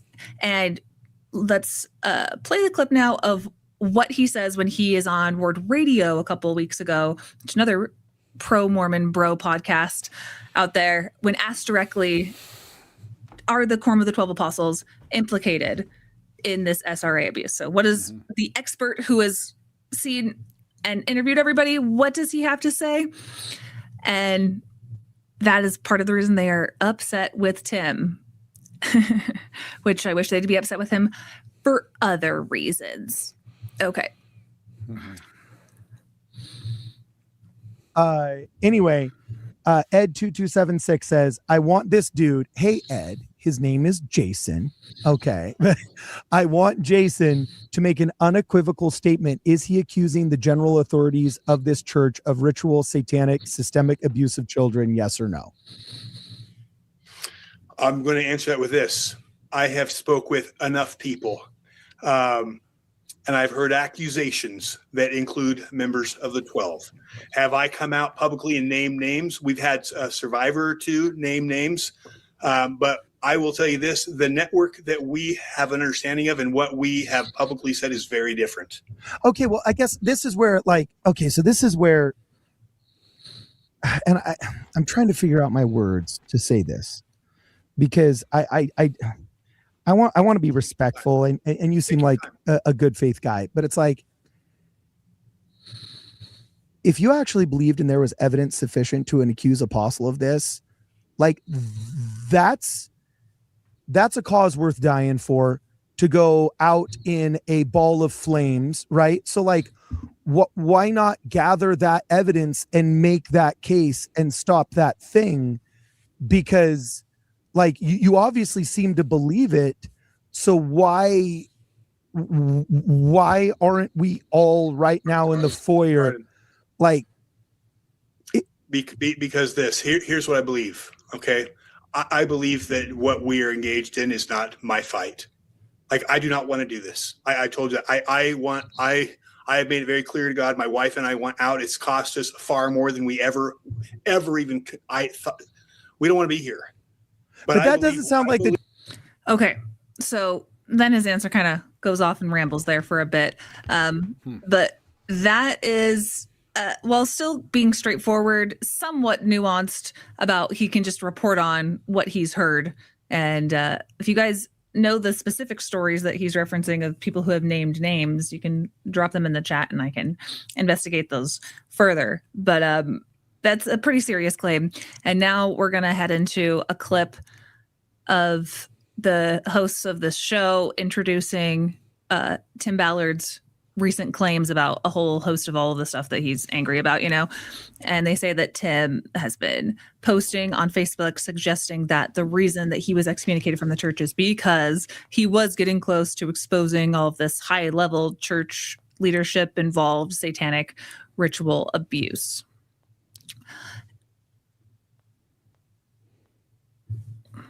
Since the 1980s, claims have been thrown out that members of the Quorum of the 12 Apostles of the Church of Jesus Christ of Latter-day Saints and even the prophet himself have been involved in satanic ritualistic sex abuse pedophile rings. These claims have caught recent steam as prominent people like Tim Ballard and Jason Preston from We Are the People Utah have resurrected these claims through different posts and podcasts. And the question is there any evidence to support these claims? We'll talk about all this and more. My name is Jackson Wayne Paul, and welcome to Latter-day Saints.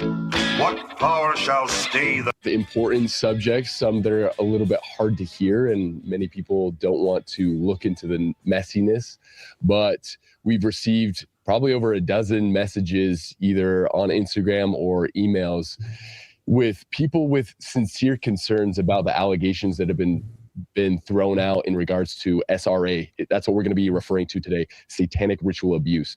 And we're going to, for people that aren't quite familiar with what's going on the bloggernacle, as some call it, on the online sphere in regards to these allegations against the church, we'll frame it a little bit. But in order to give more light on the possible origins and just some other important things around this whole subject, we've invited on a good friend of the channel that's been on before. He is joining us via Zoom, and that is Mr. Jonah Barnes. Jonah, thank you for joining us. Yeah, great. Okay. Jonah in the building. Okay. Let's skip to this or part. worse than it actually might be. Now, if you're not aware, we have people like Tim Ballard lately who has been making some posts on Facebook. Hayden, if you want to post that one, pull that one up here, yep. And we'll read it. Yeah, so in this one, I'm not reading the whole thing, right? Do you want me to read the whole?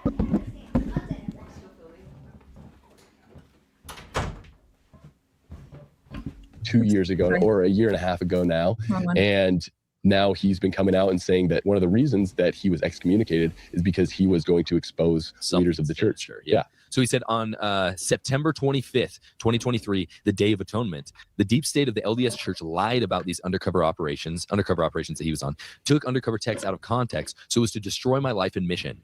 They knew I was getting close to exposing what they had been hiding, child satanic ritual abuse inside of its ranks. So they lied and defamed me to Vice News and Deseret News and others. Yeah.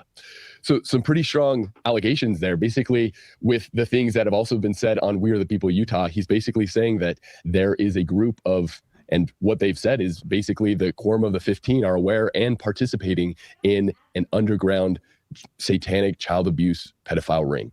Okay. Where they're, just to be clear, because I feel like we've been kind of talking in euphemisms up to this point. They are saying that high members of the church are taking children, raping them, and then murdering them and sacrificing them for these abuses. So we probably will talk in euphemisms for the rest of the time, but I just wanted to be very clear. These are the straight up claims that they're making. Exactly.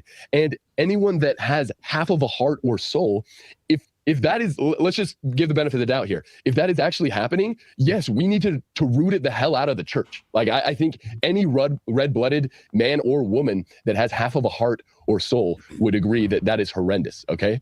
The problem is, and I've had personal conversations with Jason Preston and with Tim Ballard, I ask, help me understand, because there's just a lot of allegations being said, a lot of people that are going on these shows saying that members of the Quorum of the 12 Apostles were sacrificing children and all these things. Do we have anything more substantial than just allegations? And what they say is, evidence will come out in due time. Right now, all we do have is allegations, but there's too many correlations in these witness testimonies for them to be false. And so they have to be true.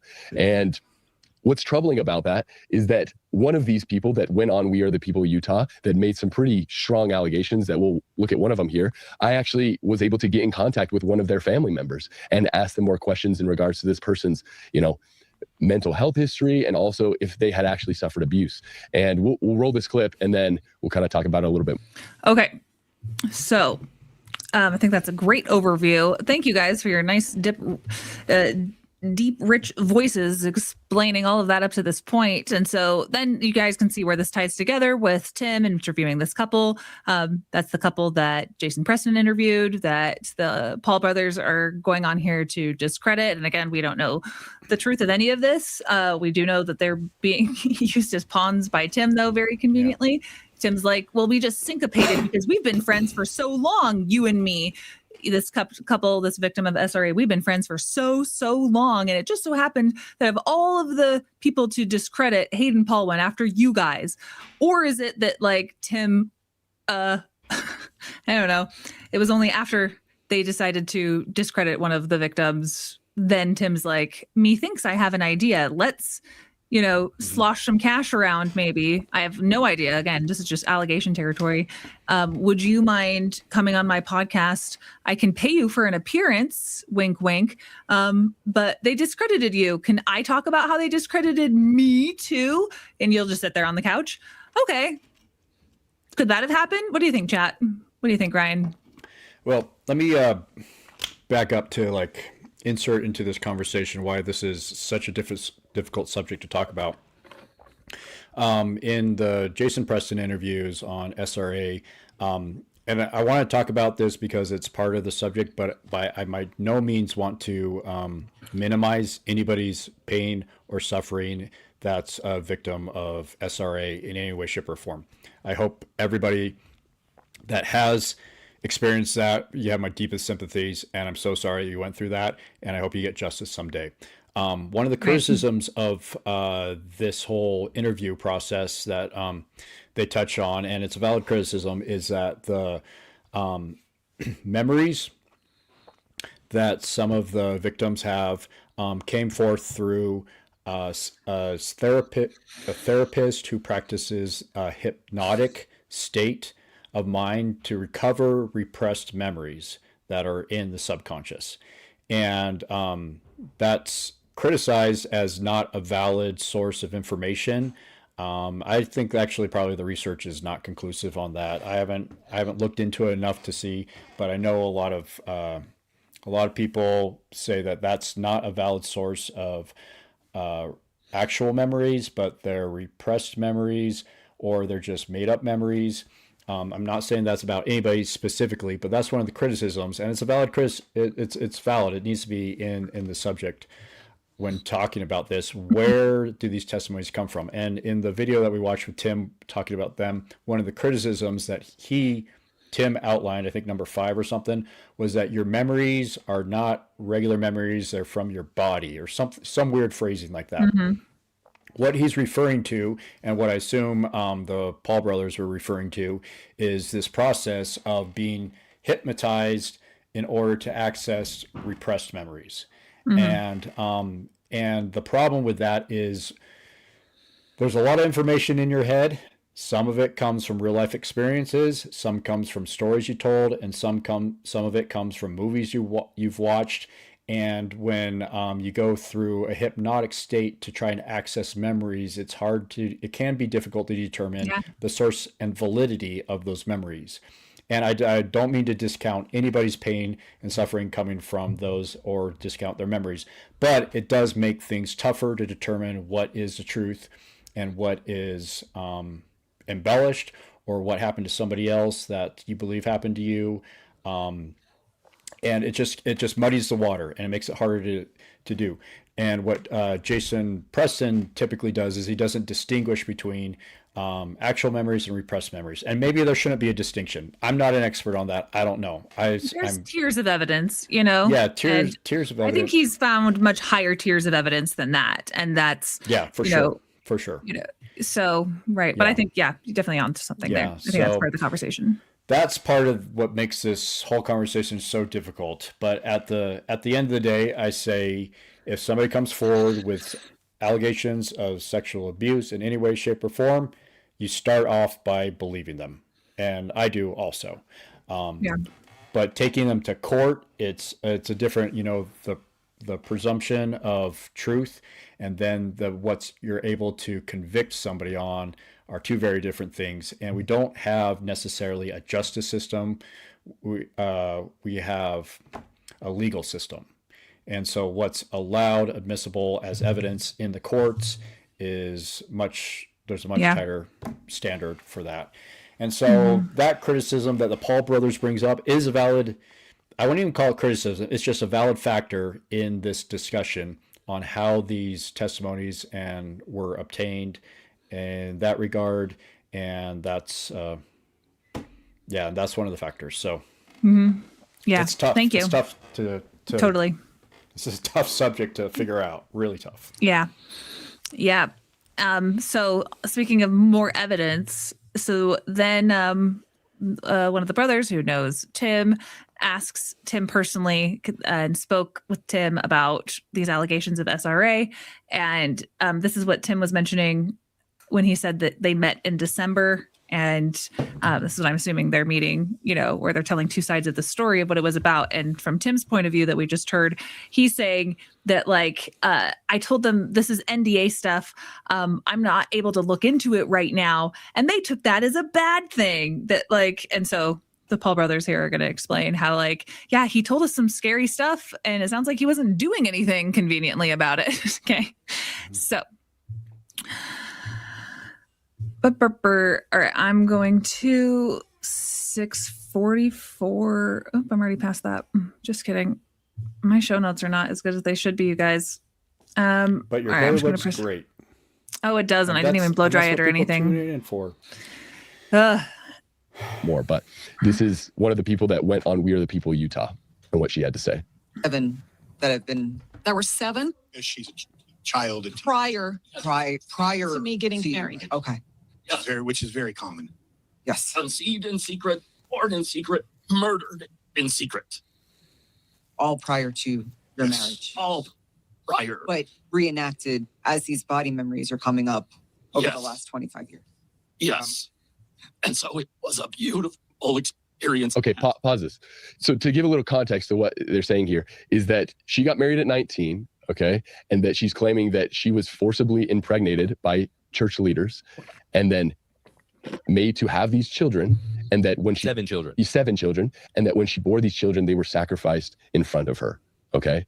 And then I reached out to one of her family members that they shared with me that their heart breaks because they strongly do feel that it is highly likely that she suffered some sort of child sexual abuse, but due to a verified, mental illness that has been diagnosed of paranoid schizophrenia and bipolar disorder, that it has now turned into this thing that is far more elaborate than it actually was. Because they're like, look, you're claiming that you, during your childhood, before you were 19, you were pregnant for over 5.5 years.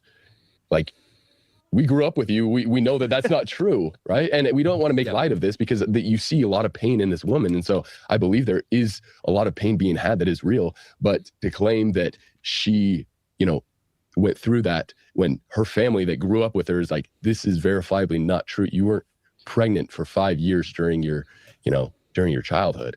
And so I brought this up to Jason. I said, this is concerning to me because I've had contact with one of her family members that says this is verifiably untrue and that she unfortunately has had a history of mental illness with paranoid schizophrenia and bipolar disorder. Don't you see how that's concerning to then give her a platform and say this is one of the evidences that prophets and apostles are engaged in the satanic ritualistic abuse? And he said, I've talked to over 100 people now. I don't think it's true. I don't believe it's true. I know it's true. And so it's not my job to convince people, but it's just, this is God's work. And so I am to play my part in giving these people a voice. And so that's where I kind of take issue because this is verifiably not true. And then what she says just in a minute later, if you want to play that next clip, is that she implicates the prophets and apostles in participating in these things. Yep. So yeah, the next 132 right there. Can I make a comment real quick? How far up in the church, you don't need to give names, but how far up in the church do you see this corruption going from your experience? All the way to the top of the 15. Okay, and how do you then, because this is what people in the comments say, how do you reconcile that with your faith? My faith is in my Lord and Savior, Jesus Christ. So pause there. So you have each of these people that come on, make these wild allegations with, she refers to body memories. So that this is how, can I address something real fast? Talking about the satanic ritual abuse that he was going to be exposing. So first off, right off the bat, I've learned more about these people's story from Hayden Jackson's podcast than I did from Tim's. I know. Whatsoever. 100%. I actually got some horrific allegations there. Yeah, some details of their claims. So much so, I mean, I don't think Tim is interested in their story and using it as pawn. So that's point number one. Point number two, I just want to throw out there, it sounds like they've done some research and contacting a family member, getting another side of the story. Applaud them for that. There is whether she's diagnosed schizophrenic, she denies that she has any diagnosis. A family member says she does. I don't know where the truth lies. However, if somebody even does have that diagnosis, that doesn't disqualify them from being able, but from being a victim of in fact, it actually is probably more predominant because a lot of sexual assault victims are people that have some sort of challenge, mentally, or physically, or whatever. And so it's definitely something to bring up in the conversation to verify if it's true or not and inform us, but doesn't disqualify victims. So those are the only 2 points I want to make. Yeah, amazing. Thank you. Agree with all of that. We're learning so much about the horrific things that are even alleged that Tim won't even acknowledge straight on. Like, that's crazy. Okay. Videos in the description too, so you guys can get full context of exactly. And so in a personal conversation that I had with Tim Ballard when he was talking about the satanic ritual abuse that he was going to be exposing, I said, so help me understand, you have participated in prosecuting these monsters and things like this. Like, that witness testimony, you have to have something more than just that to be able to actually prosecute these people. Help me understand what other evidence. And he's like, well, we have the rooms, I think he called them doom tombs, that they were performed in. We have the witness testimony and we have forensic evidence. And then, so I'm like, all right, help me understand, where are these places and what is the forensic evidence? And then he's like, it's all going to come out. It's all going to come out soon. And all these people, they're going to be prosecuted. And so it's just extremely concerning to me when I have a ton of you sending me messages that you are sincere people that have compassion for people that have suffered abuse. And you're like, what do I do with this? Because all these claims are being made that people high up in the church, and like we read the verses yesterday, for some reason or another, Mormon and Moroni decided to include that the Lamanites and the Nephites were basically stripping people of their chastity virtue and eating them as a token of bravery. For whatever reason, I don't know why that was included. We went over yesterday how likely that was happening with the Epsteins and his whole operation that was going down, but people are saying that this is then happening like underneath the Salt Lake Temple and all this other stuff. And so that's just kind of how I want to frame for people that aren't aware of what's happening. A lot of people are trying to grapple with these different claims from Tim Ballard, from We Are the People Utah, and really try to understand what's happening here. Is there anything else we say before Jonah just takes the mic? I just want to say, you and I have a mutual friend in the Marine Corps who he went down a rabbit hole, and one time he took me out to lunch. He's like, I need to tell you about something. And this was probably 3 years ago, or 4. It was probably 4 years. I don't know, maybe 5 years ago. It was back when I was working for Operation Underground Railroad, and that's why he wanted to talk to me about it. So I talked to him, and he shared with me all of these allegations, same exact stuff, like the exact same stuff. This was, like I said, like 5 years ago. Yeah. And I was like, okay, man, what evidence do you have? And he's like, oh, there's evidence. And I'm like, all right, what is the evidence? And he's like, I can't share it with you right now. And I'm like, okay, when can you share it with me? He's like, I'll send it to you. And then just nothing. And I follow up over and over and over again. And it's the same sort of thing. There is evidence somewhere, but it can't be shared with anybody. And so I just want to say, like, as I think Jonah's going to lay out here, that was 5 years ago, but similar things and claims have been made for decades at this point, and the evidence is still always forthcoming. Yeah. So, Jonah, help enlighten us with, I understand you've done a bunch of research. Yeah. Okay. Yeah. So, the evidence not quite forthcoming. I don't know. I do think that the evidence, especially of the Hamlin case, is laid out really well, but like Ryan articulated so well that, we don't really have a justice system. We have a legal system, we have a facade, but just because somebody hasn't been like convicted and tried doesn't mean that their evidence is not legitimate, because there are lots of ways in which that justice is not served to people all across America. And there's a lot of people that it is very kind to, some people it's not very kind to. That's our American system for you, So, I'm not really with the Paul brothers on that, but I get where they're coming from overall. And what's your take, Ryan? Well, I think there's two different things going on here. There's the claims that children were satanically ritually abused, and then there's a different claim. I look at them different. That's an institutional problem within the Church of Jesus Christ of Latter-day Saints that goes all the way to the top. Now, I think what you're saying is absolutely verifiably true with the case of Jacob Hamlin and with the Glenn Place memo and stuff, that the SRA has happened or recently has happened or is happening in Utah. And that evidence is pretty solid. That evidence is verifiable. There's actual court cases, especially with the Jacob Hamlin situation, that you can look at, and it's really disturbing, and that has happened. Now, that evidence is there, and that's pretty solid. But the evidence that it was institutionalized in the church and is linked to the top leadership, that evidence is very thin. It's there's claims that have been made, right, but I just have not seen any credible evidence to make those links together. Now, that's the connection that Tim's making, is that this really horrific thing that is happening, that has happened in Utah, in our country, is linked to the guys that denounced and excommunicated Tim. And it should be abundantly apparent and very clear that Tim is using that cause to take shots at the people that he's upset with that won't let him back in the church. And then the other thing that should be abundantly clear in all of this is that if you're a victim of SRA, I'm so sorry. That's horrific. I really wish that didn't exist in our world, in our society, but it does. If you're one of those victims, I think it should be very apparent now that Tim is not your advocate. He is not taking on your cause because he wants to help you or help get clarity and truth on this subject out. He is using that issue and that tragic suffering and whatever's happening there for his own benefit to take shots and threaten the leadership of the church. Because all this came out right after he got denied his second appeal to be reinstated in the church and have his excommunication overturned. So I hope the people that have experienced that get justice, their voices heard, but I would really caution you, Tim's not that guy. He's not taking up your cause, and that's a pattern that we've seen throughout the last decade, that Tim will insert himself into real human tragedy, whether it's the Ukraine war or whether it's child trafficking in Haiti or elsewhere, for his own money, fame, self-aggrandizement, profit, political motivations. That's what he's about.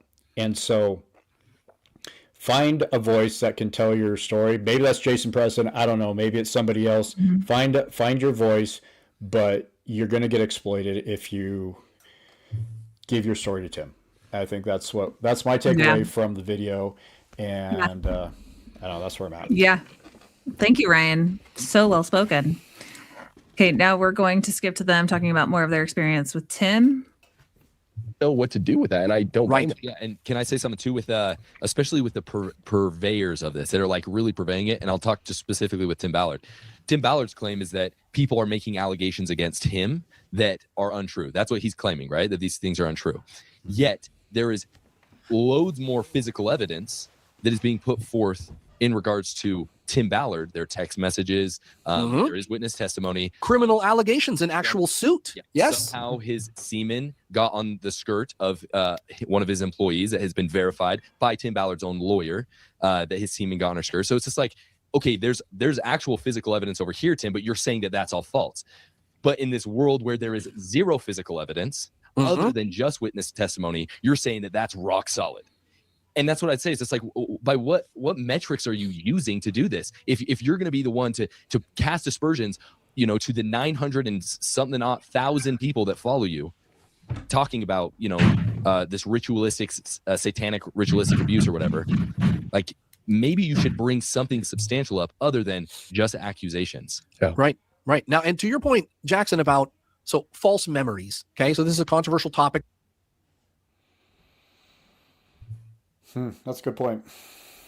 Yeah, the evidence, and that's one thing that Tim didn't mention in his interview with the SRA victims that were sitting there before him, that he's saying there is just way more evidence that you are a bad guy, that these allegations are really serious and really true. And when it comes to SRA, we don't have nearly as much evidence.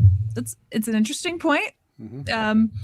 I'm not saying there isn't evidence of SRA. I do think that it's an absolutely real thing, but connecting it, like you said, to the very top can be a little bit thinner. I After the Epstein case came out, they're eating babies, you guys. They call it jerky, but like it's the satanic ritual abuse is definitely pervasive around the world. I think the Epstein things just prove that. All right, I got a child that just put me on. I'll talk for a minute.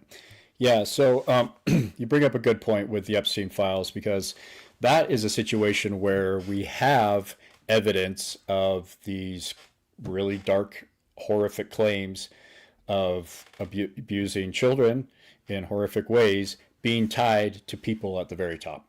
There's an actual paper trail, there's conversations, there's text messages, there's video recordings of women on boats and other things in these files that connect the claims with the actual perpetrators.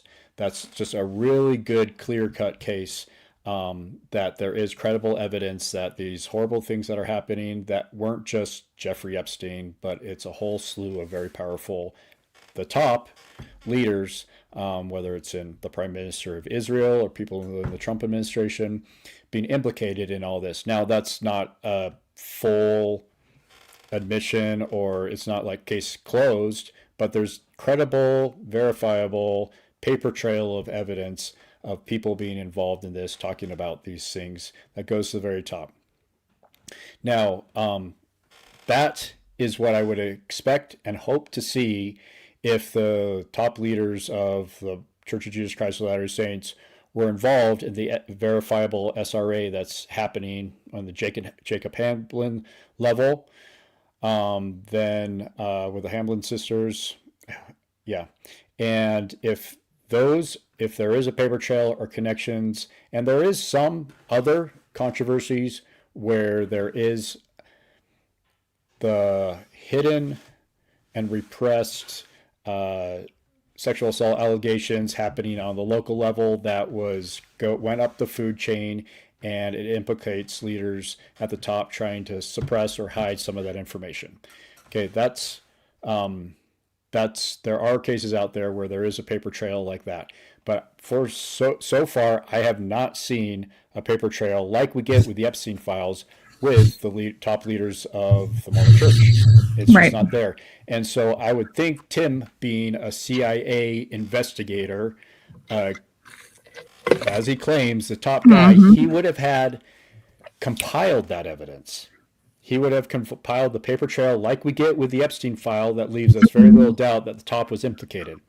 And so until he brings that forward, then it's just, that's what I'm waiting for. That's what I want to happen. It doesn't mean that I don't believe the victims that say that it goes to the very top. We need to have a real jury case where all the evidence is laid out, and need to see that same paper trail like we get with the Epstein files that link the top leaders of the church. And maybe it's there. I don't know. Maybe there is leaders of the church that have been involved in this. So, Tim, if you're going to do your job, find that evidence. But so far, what we get out of Tim, he has victims on, he doesn't present evidence, he just rants to them about his problems and how hard his life is, and how people on the internet have said mean things about him. That leads me to believe that he doesn't have any evidence whatsoever. He's just exploiting the cause, like he's done with every other cause of human suffering that he comes across, for his own personal gain. And what tells you everything is the logo right in the middle of his podcast, the Tim Ballard Foundation, which is such a lie, because it's not a nonprofit. Go look it up. It's a for-profit place where you can donate money to that goes directly to Tim's bank account and doesn't have the checks and balances and oversight of a 501c3 actual nonprofit, but he puts foundation in there to make you think it's a nonprofit. So there you go. Amazing. Everyone, make sure you like this video just for Ryan's fantastic rant, especially while I quieted the children with chocolate and screens. Hey, you're a great mom. Every great mom has to do that. Yeah, I know. It is what it is. Being a mom and a podcaster is a tough deal. Yeah, and if you need to attend to the snow, you let me know.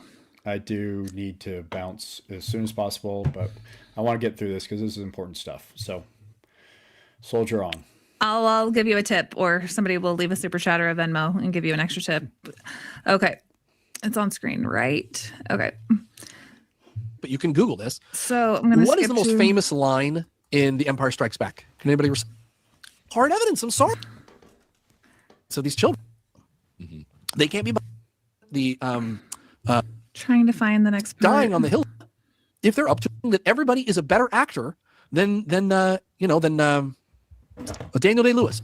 That somehow silences you. How does it silence? It's been about 2 years now. I think it's been about 2 years. Oh. That said, the last thing is we asked him. I asked him specifically about, hey, because I had a personal relationship working at OUR with Tim Ballard, and I specifically asked him about child ritualistic abuse after my friend that I talked about earlier on came and talked to me about it. I was like, hey, have you ever heard this stuff? And he told me, yeah, I looked into it. There's nothing really there. And he explained, he literally just gave the Jonah Barnes spiel to me. He pretty much said all the same things that Jonah Barnes said, just barely. I'm like a good version of Tim Ballard, basically.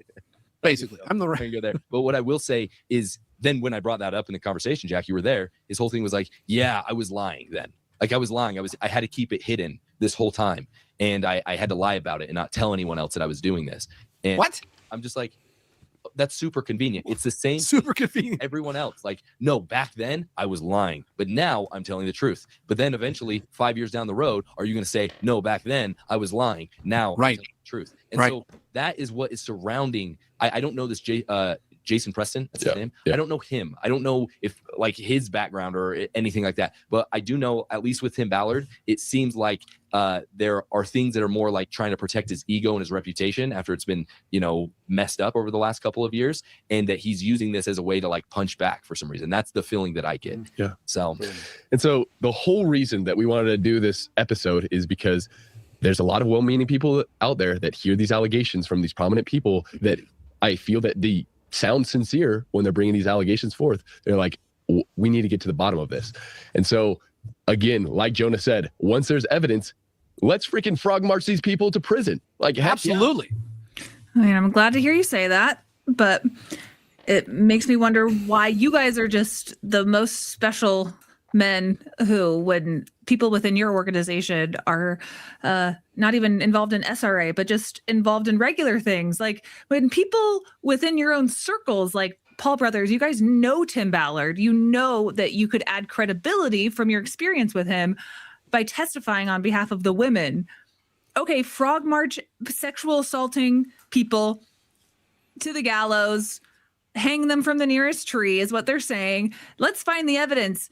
I just think it's really disingenuous, though, of the Paul brothers to say that that should happen within their church when they don't even participate in it. Like that kind of makes me a little bit upset. Like you don't even have evidence. You have personal experience that could help put somebody in jail and they don't mention it. So I think, this is fake religion. Yeah. This is not true advocacy like Jesus Christ would have. Come on, guys. Sorry. You're not wrong. You're not wrong. I totally agree with you, but I think it's coming.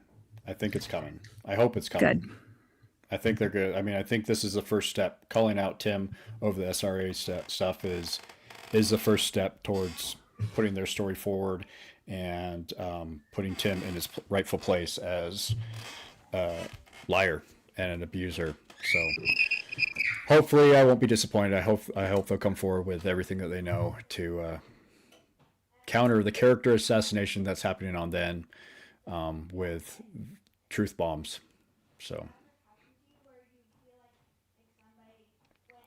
I think you got muted, Kara. You're right. I did get muted. Thanks. I just called Kata you and Kara. Kata. I know. That's my daughter's name. And I know. Gave her, it's so close, but I've never messed that up. Now I messed it up twice. Yeah. Just I think of you like my own family. You should feel so I know. Thank you, Rye Guy. That's my name for you. All right. So in summary, this is what I would say could lead to a big breaking of this Mormon Civil War if Tim keeps up these SRA claims and people like podcasters within the church keep getting offended and calling out this dichotomy here. This could keep going and going and going until hopefully we get some answers about SRA within the church. Hopefully people see through Tim Ballard and the fraud that he is. And hopefully the Paul brothers and anyone else within Tim Ballard's circle, former circle, that know things will say things, because the world doesn't change. This is my message at the end of the Timmy Did What podcast. The world does not change by keeping in-group secrets. It doesn't change if you assume somebody else will do the right thing, and or other people aren't doing the right thing, so you're not going to do the right thing. I think that we have to literally be the change that we want to see in this world. And if you know something, you should speak up, and you should root out the sexual assaulters within our community. Thank you guys for watching this show. Thank you to all the donors, and we will catch you another time on Timmy Did What?